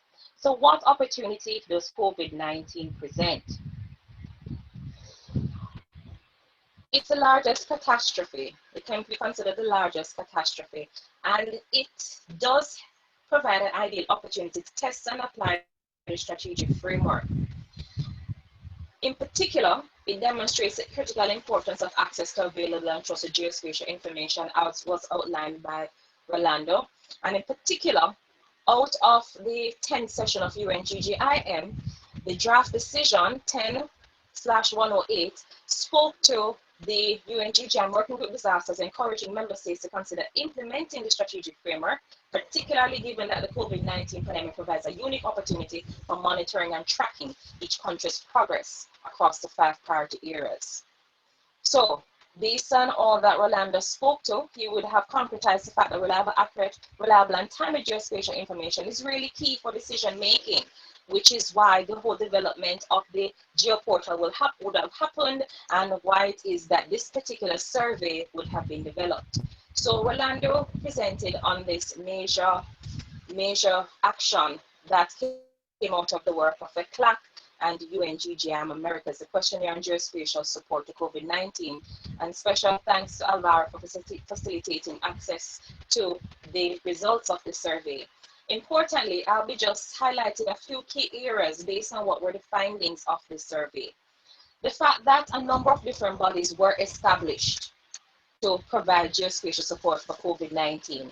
So different technical groups and committees, also whenever the National Emergency Operations Center was activated based on the need to respond, there was the provision of geospatial support by various bodies. Within the case of Jamaica, it was the National Emergency Response GI scheme, NERGIS. The establishment of National Task Force was also mentioned, and the development of high-level commissions in different member states. You would have spoken to the products that were developed. So static maps, dynamic web maps and applications, ArcGIS survey forms were used. So different types of incident maps, cases, hotspot analysis, vulnerable group mapping, quarantine areas, isolation centers, hospital bed occupation, levels that would have been done, in addition to looking at travel patterns and the health status of public health workers would have been key. IGIF's operational dashboards were the primary tool used to visualize and to monitor and to manage geospatial data with regards to its provision and its use in terms of dealing with the whole COVID-19 pandemic. Many of the member states would have benefited from ESRI's disaster response program, which facilitated access to these dashboards. And Rolando would have shared some screenshots of some of these products. In addition to that, there are others that are also shared here. So these are some other screenshots of whatever web applications or platforms that were developed or dashboards to aid in terms of examining the geospatial response to COVID-19 and also surveys that were developed. So survey 123 forms, static maps would have been developed. Importantly, when the survey asks about the use of satellite images as a form of geospatial information, it's important to know that only 38% indicated use of satellite imagery, whatever form it was. Member states such as Argentina, Brazil, Jamaica, Dominican Republic, and Panama, 62% did not use satellite imagery. So this is an ideal area for us to examine with regards to the new collaboration with regards to Amerigeo and UN-GGIM Americas. Lack of or limited data interoperability was a gap that was identified by the survey. Data disintegration, the whole need for geospatial skills development, national address system, data availability at the local level, the continuous upgrading of geospatial skills, and the effective coordination for the exchange and analysis of data between the various institutions. So in ending, what is important to note is that, yes, the COVID-19 pandemic provides a unique opportunity for monitoring and tracking each country's progress across these 5 priority actions. But in the gaps that have been identified, these gaps provide ideal opportunities to facilitate, to identify resources, work. So I'm very happy to hear of ECLAC committing to supporting countries within the region in terms of building their capacity. And with that would come growth. I thank you.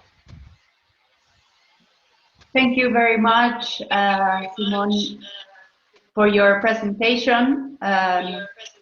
Muchas gracias a Simón Loy, directora de la División Nacional para el Manejo de Gestión de Datos de Jamaica, por la presentación.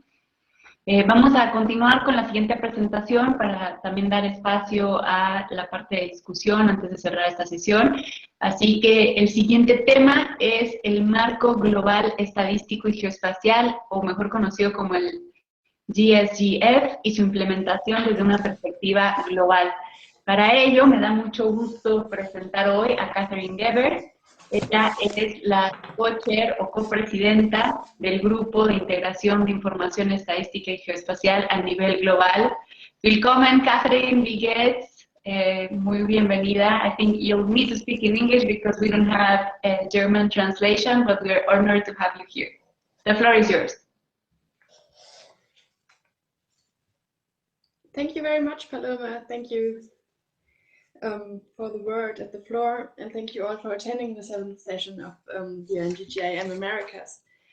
My name is, as Paloma introduced me, Catherine Gebers, and I'm from the German Federal Statistical Office. Today, it is my great pleasure to hold this presentation as a co-chair of the expert group of the integration of statistical and geospatial information. Since its beginning until last October, the group was led very successfully by Australia and Mexico, and Mr. Alex Budabeji from Statistics Namibia and me, we were appointed the new co-chairs last October.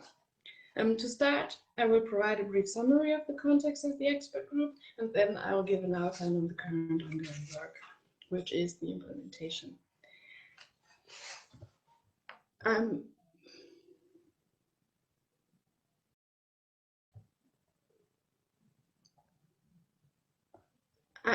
Sorry for the delay. I'm aware that I was not sharing the screen.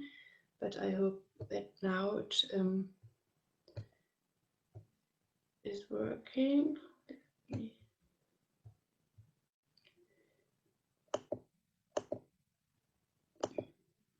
wait a second, please. I'm sorry for that.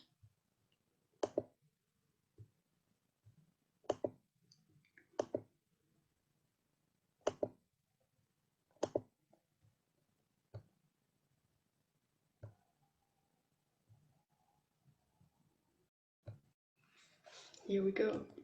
Thank you for your patience.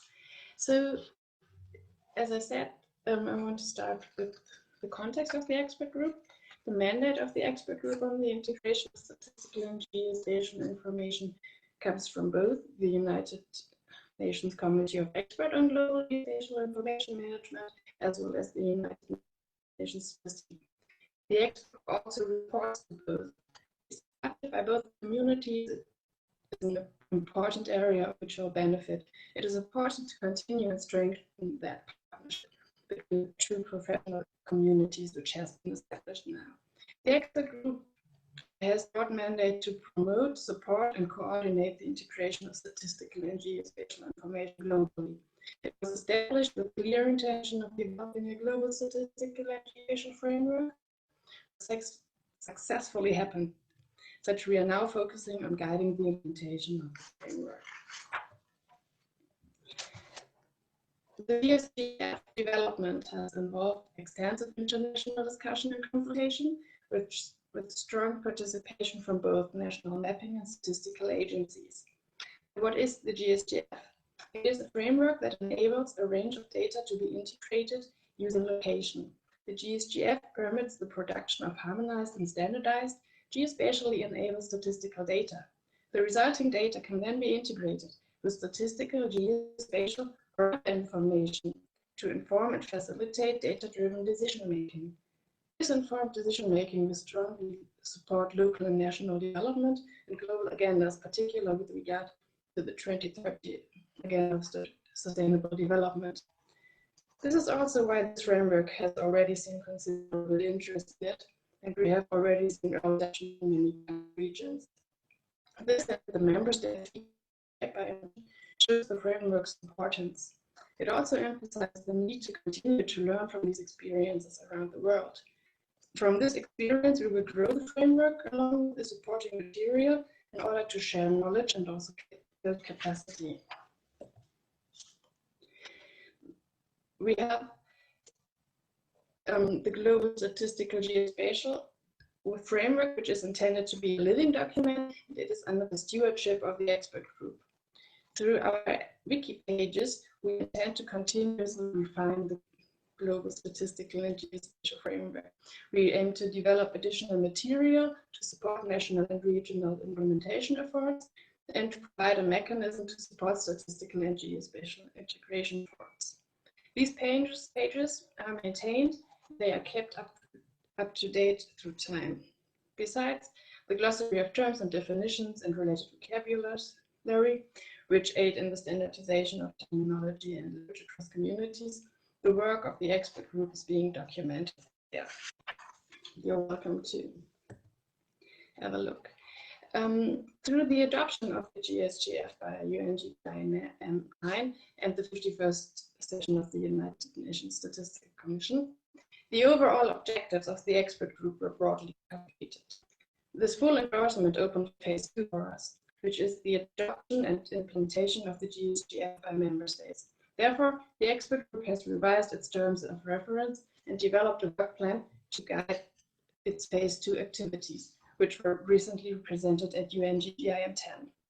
The main tasks of the expert group are to ensure applicability, development, and distribution of guidance, and collect and illuminate good practices to enable the implementation of the GSGF at the national and regional level.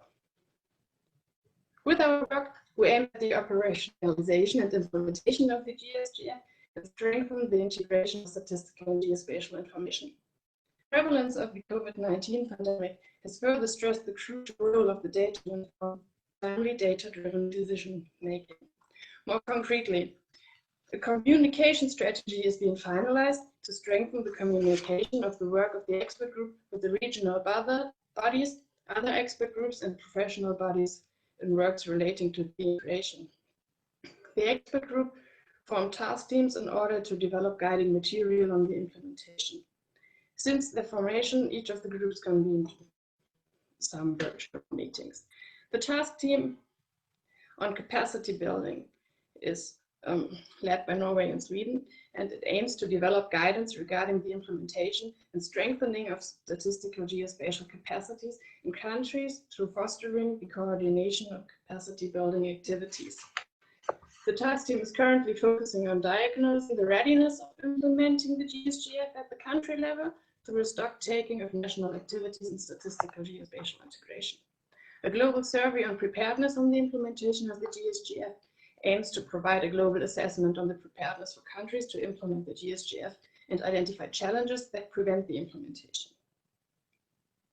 The task team on privacy and confidentiality is led by France, aims to provide guidance and recommendations for the management of privacy and confidentiality issues when using, sharing, or releasing geospatial data within national statistical organizations. This task team is currently identifying the issues related or relevant to privacy and confidentiality through organizing and collating existing materials and literature. The task team on the principles of the GSGF. This task team is composed of 3 work streams, each aimed to support the development and guidance to support the operationalization and implementation of the GSGF. The work stream on geocoding aims to review options for geocoding and develop guidance and case studies on issues pertaining to geocoding. The work stream on common geographies aims to review options for common geographies and to develop guidance and recommendations for common geography. And a work stream on interoperability aims to provide guidance to member states to enable the continuing development of statistical standards and processes to strengthen the integration of statistical and geospatial information. Last but not least, and very central, we aim at illuminating case studies and examples of good practices in the adoption of the GSGF at national and regional level, and we especially seek and collate use cases to demonstrate how the GSGF has been used to benefit the national or regional response to the COVID-19 pandemic, or could have been used if they were available. The GSGF is situated in a rapidly developing ecosystem that is strengthening the global statistical and geospatial communities. Key elements of this ecosystem include a new normal world. The COVID-19 pandemic stressed the crucial role of data to inform timely data-driven decision-making. The integrated geospatial information framework, the IGIF, which is a basis and guide for developing, integrating, and strengthening geospatial information management. Here I see strong linkages and dependencies. We have the transformation and modernization of the geospatial and statistical community. And we have, for sure, the 2030 Agenda for Sustainable Development and the SDG indicators, as well as the 2020 round of population and housing censuses. To further accelerate and leverage any available capacity and resources, the expert group invites the participation of more member states in its ongoing and upcoming work. So through supporting the implementation of the GSGF at the national and regional levels, a globally consistent mechanism for enabling the integration of statistical and geospatial information can support national development priorities and regional global initiatives. Thank you for your attention. Thank you so much, Catherine, for putting, giving us the global perspective on the integration of statistical and geospatial information. So we move to our final panelist for today, Sandra Moreno. Bienvenida, Sandra, a esta sesión. Sandra es la directora técnica de Geostadística de parte de la Estadística de Colombia, el DANE. Ella nos va a platicar del proyecto Omega. Sandra, adelante, tienes la palabra. Buenos días a todos, muchas gracias, Paloma. Es un gusto para mí estar acá compartiendo con ustedes los avances que hemos venido teniendo en la presentación, en el proyecto de integración de la información estadística y geoespacial. Voy a compartir pantalla. ¿Me confirman si la están viendo? Creo que sí. Entonces voy a dar inicio. Bueno, buenos días a todos. Efectivamente, en el grupo de información estadística y geoespacial hemos venido trabajando con el proyecto de MEGA que busca brindar una plataforma en la cual, para la región en la cual se permita el vínculo de la información estadística, de la información geográfica, promueva el uso de estándares comunes y mejore la accesibilidad y el uso de estadísticas en la región. Bien, este proyecto que ya está disponible, está implementado, está para consulta en la página de UN-GGIM Américas, realmente ha sido el trabajo mancomunado y conjunto de todos los países de la región, ha sido gracias al trabajo de cada una de las oficinas nacionales de estadísticas, de las agencias cartográficas, que nos ha permitido vincular información estadística, geográfica, en los niveles de la división político-administrativa de cada país. Y quiero primero agradecerles a cada uno de los países miembros porque el trabajo conjunto es lo que ha permitido trabajar y lograr estos objetivos en común. Estos son los países con los cuales ya hemos venido trabajando y tenemos información de cada uno de los países. ¿Qué información dispone el MEGA? Ya de pronto habíamos visto en otras sesiones, sin embargo quiero hacer recordar y traer en contexto. En la primera versión del MEGA tenemos información de viviendas, de personas, desagregada por los primeros niveles político-administrativos, esto es país, departamento o estado según la denominación que se tenga en cada país, municipio, provincia o comuna. Y esta información nos ha permitido ponerla a disposición en una plataforma web, en un visor geográfico que facilita la consulta. Esto es un ejemplo de las salidas geográficas que podemos obtener con el MEGA, en la cual en el costado lateral derecho están viendo ustedes la densidad de población en el continente americano, digamos en toda esta región. En el costado de la izquierda ustedes pueden ver la densidad por hogares. Entonces, esta información ha permitido visibilizar el conjunto que tenemos en la región, cómo está distribuida la densidad de población, cuáles son esos lugares en donde se presenta mayor concentración, y hemos podido poner a disposición del público en general esta información que ha sido un trabajo conjunto, como mencionaba anteriormente, y que nos ha permitido potencializar la consulta y la disponibilidad de información estadística, no solo nacional, sino también regional. Bien. ¿Qué es lo que sigue? Hemos venido trabajando en diferentes aspectos, estamos trabajando junto con INEGI y con la Secretaría de UN-GGIM en promocionar, en promover la disposición de esta información. Tenemos una propuesta que estamos trabajando en conjunto en la cual se quiere promocionar la aplicación de estándares y la aplicación de protocolos que promuevan la interoperabilidad. Lo que buscamos es que toda esta información que presentaba anteriormente, que ya pudimos vincular, integrar, que está georreferenciada, sea fácilmente consultable, pero también accesible desde diferentes plataformas. Lo que queremos promover acá es la interoperabilidad para promover y facilitar el uso y la explotación de la información. En ese sentido, hemos estado revisando que la información no solo sea consultable desde una manera visual, sino que también la información pueda ser descargada en diferentes formatos, en diferentes protocolos, bajo estándares comunes que promuevan la diferente articulación y explotación de la información. Es un ejemplo de lo que vendría en esa versión actualizada de la plataforma del MEGA, en la cual queremos poner a disposición todos estos archivos que se permitieron integrar, no solo los archivos geográficos, sino también estadísticos y los metadatos asociados que brindan un mayor contexto de la información. Bien.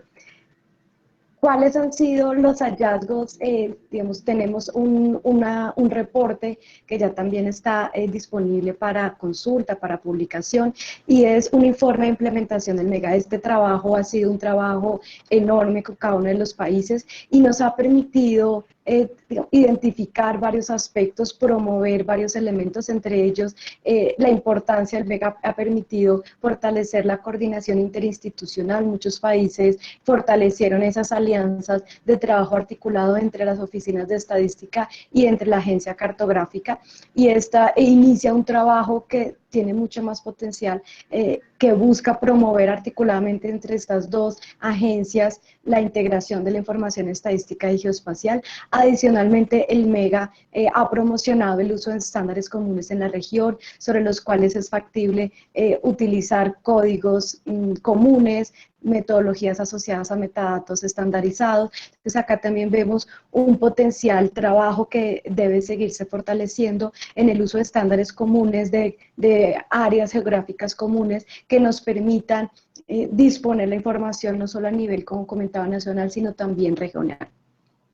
Y por supuesto, hay un trabajo que se vino realizando y que necesitamos seguir fortaleciendo en el trabajo conjunto, y tiene que ver con fortalecer la capacidad institucional de cada uno de los países, promover la experiencia y el uso articulado de la información, de tal manera que se permita fortalecer la capacidad técnica en instituciones, que desde el ámbito estadístico se promueva el manejo de la información cartográfica y geográfica, pero también en el otro sentido, desde el ámbito cartográfico se promueva el uso de la información estadística y su integración. Entonces acá, si bien se realizaron talleres para facilitar y para promover lo que ustedes están viendo ya implementado, todavía vemos unas oportunidades para trabajar y fortalecer la capacidad técnica en el uso de la información geoespacial, que permita cada vez más mejorar y promover la disposición de la información estadística georreferenciada. Bien, esto ha sido un primer, digamos, exposición de esos logros que hemos tenido con la versión 1.0 del MEGA, con lo que queremos seguir fortaleciendo en términos de interoperabilidad para facilitar la consulta, pero queremos seguir trabajando. Este proyecto definitivamente tiene muchos más aspectos para seguir enriqueciendo y disponiendo de una plataforma regional, una plataforma para el continente que nos permita acceder, consultar y enriquecer las estadísticas de la región, y que además nos permita entender cómo se está comportando, por qué no hacer análisis, complementación, evoluciones temporales. En este sentido, la versión 2.0 del MEGA, que por supuesto discutiremos con los países miembros, estamos trabajando en una propuesta que enriquezca temáticamente la información que en este momento tenemos. Como comentaba anteriormente, la información que en este momento está disponible es información básica de población, de viviendas, pero queremos enriquecer esta información con indicadores estratégicos asociados a ODS o información que sea relevante para la región. En este sentido, estamos abordando 3 posibles temáticas: indicadores de pobreza, indicadores de mercado laboral e indicadores de salud.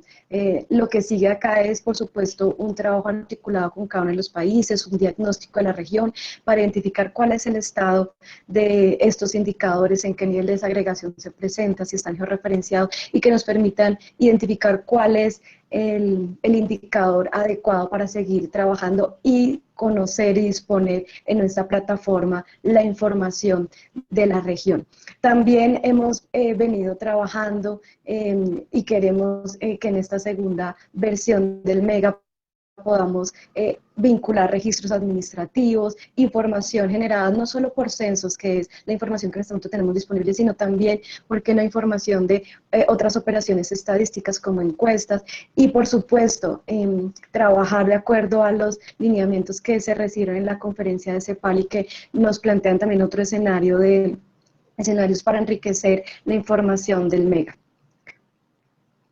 En este sentido, para la versión 2.0 del MEGA se realizará un diagnóstico inicial, se consultarán con los países de la región y se definirá una propuesta de las nuevas temáticas que se vincularán en MEGA, así como del nivel de desagregación geográfica, y se definirán, por supuesto, las especificaciones técnicas para que promovamos la integración de esta información, garantizando también la comparabilidad y el uso de estándares comunes. Esta información, por supuesto, será enriquecida enriquecida en la plataforma web que tenemos, y la idea es que esta plataforma que ya tenemos tangible, que digamos nos presenta un producto concreto, específico, disponible para todos los usuarios, siga enriqueciéndose, siga brindando respuesta y nos ayude a tener una perspectiva general de cómo cuáles son las condiciones en las que nos encontramos como región, en donde se deben de pronto focalizar los esfuerzos, donde se concentran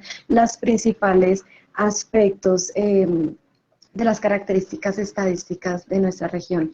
Entonces, estas son las actividades principales que vamos a dar inicio para esta segunda versión de la plataforma del MEGA, en el cual tenemos muchas expectativas. Consideramos que es una herramienta que, por supuesto, podemos seguir enriqueciendo con el apoyo de cada uno de ustedes, de cada uno de los países miembros, porque este producto que ya tenemos tangible y visible, disponible para todos, nuevamente quiero enfatizar que ha sido gracias al trabajo de cada uno de los países, y por supuesto estamos muy atentos y con toda la disposición para continuar con este trabajo articulado y enriquecer la versión 2.0 del MEGA y disponer de estadísticas georreferenciadas para la región a partir de este marco.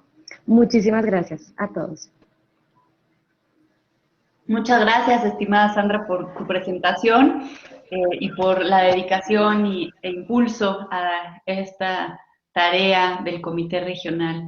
Bueno, pues con esto hemos llegado ya a la parte final de las presentaciones y pasamos ahora a la discusión, que, como ya mencionaba al inicio de la reunión, será liderada por Macarena Pérez, nuestra vicepresidenta de UN-GGIM Américas. Así que invito a Macarena a ponerse en pantalla y conducir la sesión de preguntas y respuestas. Como saben, aquí tienen el slide, pueden enviar sus preguntas y Macarena estará dirigiendo esta sección. Así que adelante, Macarena, por favor.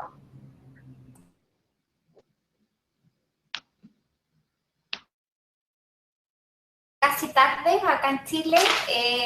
Te agradezco, Paloma, por darme la palabra. Tenemos poquito tiempo para poder hacer algunas preguntas, las fui sintetizando como más a modo global.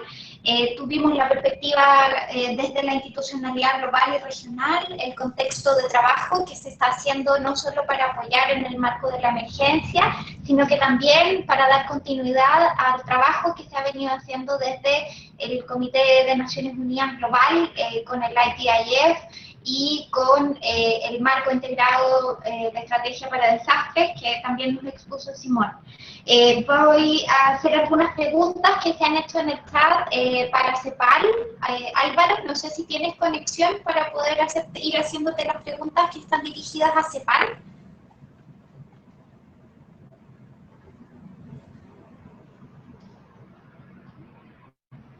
Perfecto, ahí está. Hay una pregunta general que mencionan si las presentaciones van a estar disponibles. Bueno, efectivamente, hoy día es la primera sesión de Américas, pero las presentaciones van a estar disponibles. Álvaro, hola, buenos días. ¿Me escuchan? Sí, yo te escucho súper bien. Sí, muchas gracias. Sí, efectivamente, obviamente que todas las presentaciones van a estar disponibles. Sí. Hay una primera consulta que se hizo con respecto a, también Rolando mención a eso, a los talleres de capacitación sobre el IGIF. Si nos pudieras contar si se van a hacer algunos talleres más hacia adelante que se están programando con respecto a la implementación. Sí, absolutamente. Esto es parte de una línea de asistencia técnica que tiene la CEPAL, que es a requerimiento de los países, y la idea obviamente es seguir trabajando en estas actividades cuyo valor básicamente es que podemos transmitir el mensaje dentro de los países a toda la comunidad, digamos, a todos los actores institucionales que están vinculados a la gestión de la información geoespacial.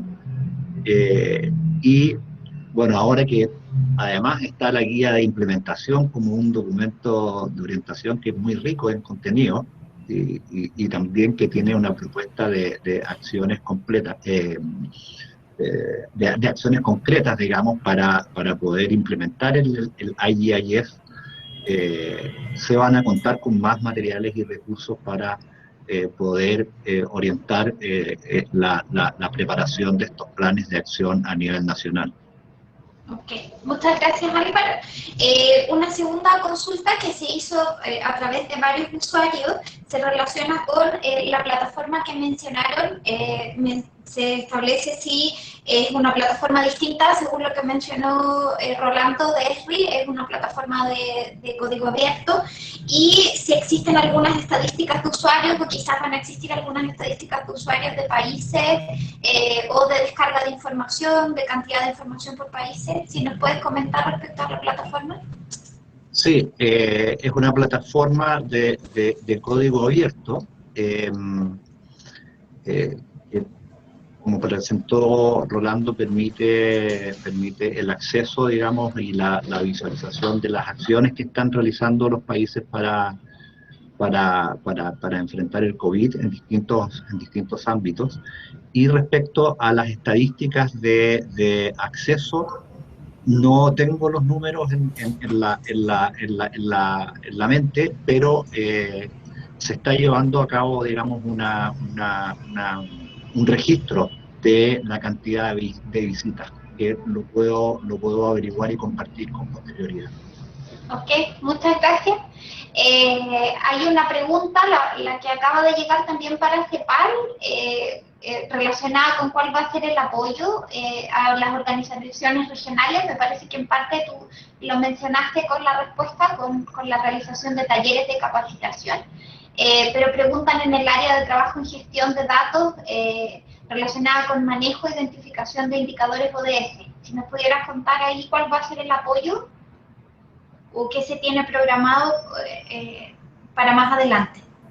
Ahí hay un trabajo que parte del grupo de trabajo en información geoespacial, que apoya al grupo de expertos interagencial de los SDGs, y se está haciendo dentro del plan de trabajo de este grupo, una de las actividades tiene que ver con identificar el soporte geoespacial a la producción de los SDG desde el punto de vista de las metodologías y también a la diseminación, ¿ya? Y la idea es poder bajar esta línea de trabajo a la región para que podamos, en el fondo, poder identificar, por una parte, cuáles son las buenas prácticas en los países, y también cuál es el estado de situación y cuáles son las brechas para poder,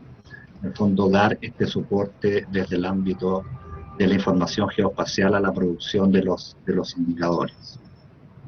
Okay. Muchas gracias, Álvaro. Traté de sintetizar las preguntas que se hicieron a CEPAL. Hay una pregunta para Sandra. Muchas Sandra. Gracias. Gracias a ti. Hay una pregunta para Sandra respecto al proyecto Américas.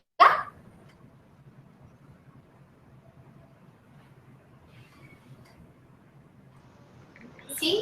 Sandra, ¿me escuchas? Sí, Macarena, te escucho bien. Okay. ¿Cuál es la pregunta? Relacionada con cuál es la fecha que se tiene planificada para la versión 2.0 del proyecto Omega. No sé si la mencionaste en la presentación. O cuáles son los pasos. Quizás sería bueno mencionar cuáles son los pasos a seguir con el proyecto. Sí, muchas gracias. Sí, efectivamente tenemos varias fases. La idea es tener en un primer año para el 2021 todo el diagnóstico para el documento conceptual y los lineamientos que definan cuáles son las variables a utilizar, el ámbito geográfico y temático, y esperamos en el 2022 realizar la puesta en producción, ya la implementación en la plataforma y su respectiva actualización. Por supuesto, es un trabajo conjunto con los países que podemos ir afinando, pero estos son los tiempos establecidos. Ok, muchas gracias, Sandra, y felicitaciones también por el trabajo que están realizando. Hay una última pregunta y vamos a dar el espacio para que los representantes de cada uno de los países miembros puedan solicitar la palabra si es que quieren o tienen algún comentario con respecto a cómo pueden participar las asociaciones civiles o universidades. Mencionar que en la estructura de trabajo que hemos tenido estos años en GGIM América existe el private sector y existe también la red académica. Por lo tanto, todas las instituciones relacionadas con el trabajo de información geoespacial están llamadas a ser parte del trabajo y de los planes que nosotros estamos desarrollando en distintos ámbitos. Así que ahí lo invito a tomar contacto justamente con los países y los chair y los co-chair de cada uno de estos grupos de trabajo que tenemos en la región. Se abre el espacio para consultas de los países miembros, pueden solicitar la palabra.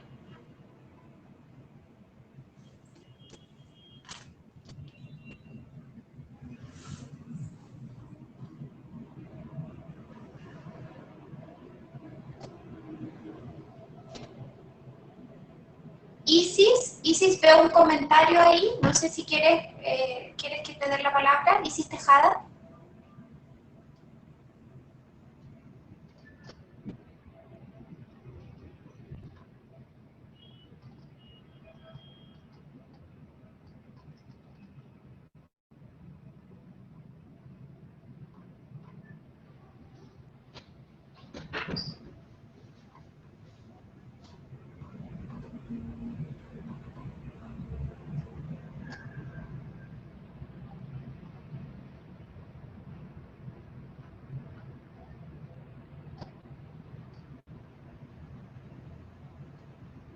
No, parece que no se pudo conectar.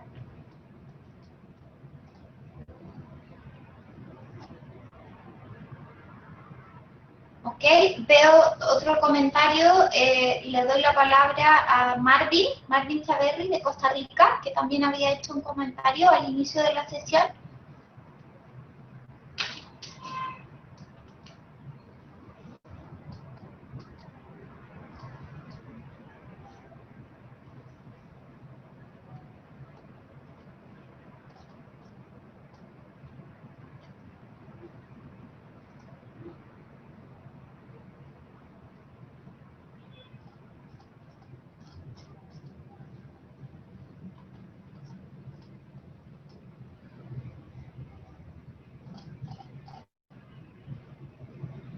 Ahí está Isis.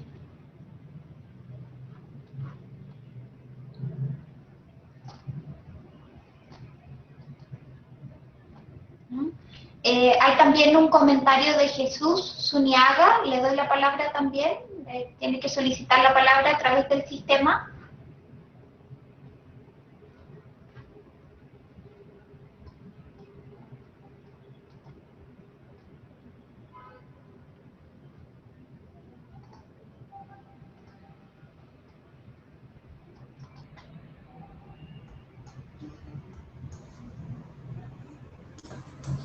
Ok. Ok, Isis, parece que no se pudo conectar.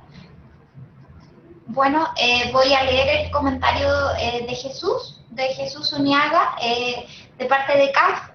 Un honor participar en la jornada. Ahí está Isis, como país miembro y representante de Panamá. Muy buenas, ¿me escuchan? Sí, ahora sí. Bueno, primeramente felicitarles por el excelente trabajo que se ha visto en la mañana de hoy y también según la agenda de la mañana me gustaría también felicitar al grupo de trabajo que ha venido trabajando en esta semana junto con el simposio, la región ayer conjunta con Américas.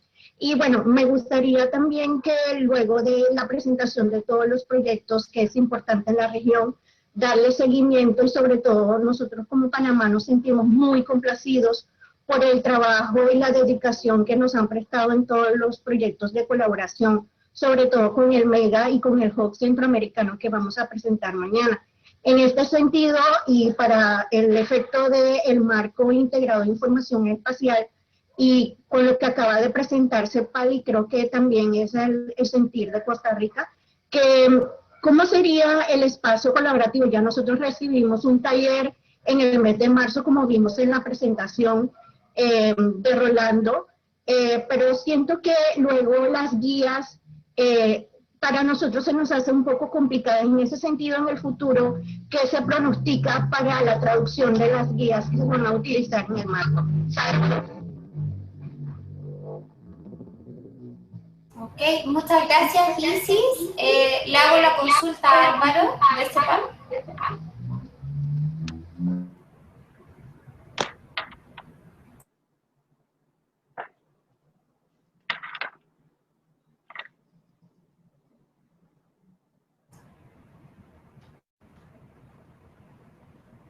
¿Ahí? ¿Me escuchas? Sí. Sí, bueno, un afectuoso saludo a todos. Efectivamente, hoy día la guía de implementación está en inglés, pero está en perspectiva, digamos, la generación de materiales en el idioma español para que podamos trabajar aquí en la región, ¿ya? Los plazos exactos no los conozco, pero estoy consciente, digamos, de que una de las tareas va a ser la generación de material en idioma español, para que lo podamos ocupar. Gracias. Gracias, Álvaro. Veo a Rosario Casanova conectada, que quizás también quiere participar en la respuesta que se hizo a la consulta de cómo participar desde el ámbito académico. Rosario. Exacto. ¿Me escuchan? Hola.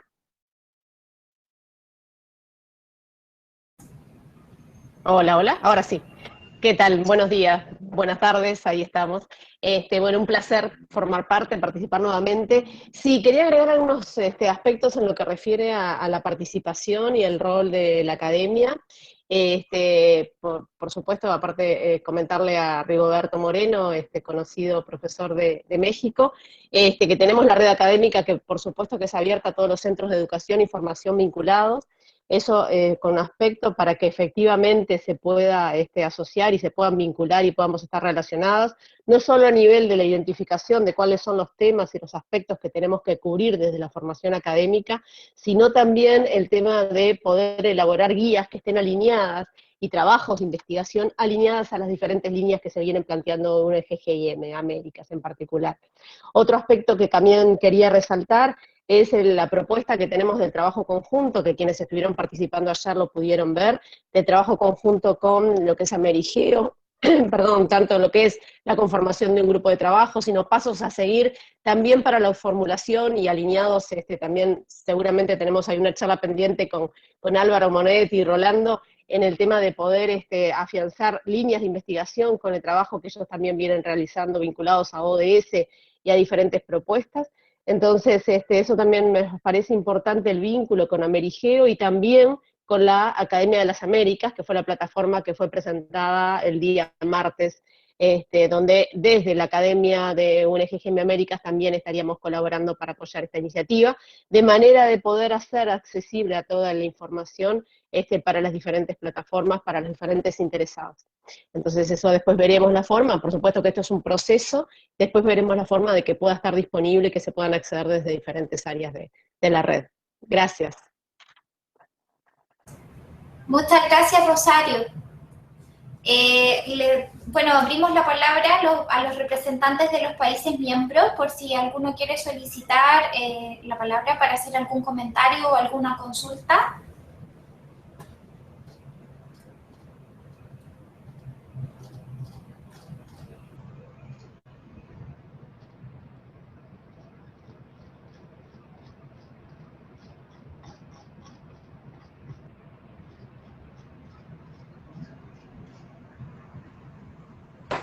Sí, parece que no. Parece que no hay más consultas o no hay más solicitudes de palabra por los representantes. Bueno, ahí Paloma menciona en el chat que toda la información va a estar disponible en la página de GGIM América, y toda la información de la sesión con las presentaciones. Simón, la veo conectada. parece que quiere agregar algo. Simón Lloyd. Hola, Simón. Yes, I'm Macarena. So Macarena, I'm noting that in the chat, there was a question with regards to which were the 12 countries that participated in the Strategic Frameworks Assessment Tool. So in response to that, to confirm that Argentina, Brazil, Chile, Colombia, Ghana, Honduras, Jamaica, Mexico, Peru, St. Martin, Uruguay, and the USA, in response to that question. Muchas gracias, Simón. Muchas gracias por la respuesta. La verdad es que son hartas preguntas y aquí uno tiene que estar como en el WhatsApp, en todas las plataformas. No sé si alguien más quiere agregar algo, o Paloma, te doy las palabras para el cierre de la sesión, porque estamos justo en la hora. Sí, muchas gracias, Macarena. Pues agradecer a todos los que hoy nos acompañaron aquí. Tenemos más de 80 participantes, 31 panelistas. Quiero decirles que, bueno, que esta sesión, como ya decíamos en el inicio, fue más corta de lo normal, pero espero que haya sido muy provechosa. Nos veremos mañana a la misma hora, en el mismo canal, a las 8 de la mañana de México, 9 de la mañana de Nueva York, para seguir con la agenda que tendremos, las presentaciones por parte del marco de integración de información geoespacial, el IGIF. También veía por ahí en el chat algunas preguntas respecto a este tema que estaremos comentando mañana. Tendremos presentaciones sobre el tema del marco de referencia geodésico, la presentación a detalle de la iniciativa Carigeo, que ha sido una de las iniciativas que nos han tenido más ocupados este año, lo mismo que el proyecto Centroamérica, y cerraremos con el plan de acción conjunto. Así que mañana también tenemos una agenda bastante activa. Yo sin más les agradezco de nuevo la participación en todos los eventos de esta semana, y cualquier duda, pues ya saben que pueden contactarnos por medio del correo electrónico, y nos vemos mañana entonces a la misma hora. Muchas gracias, Macarena, y a todos los presentadores por estar aquí hoy. Que tengan un muy buen día. Hasta luego. Muchas gracias a todos y nos vemos mañana. Que estén muy bien. Chao, chao. Chao.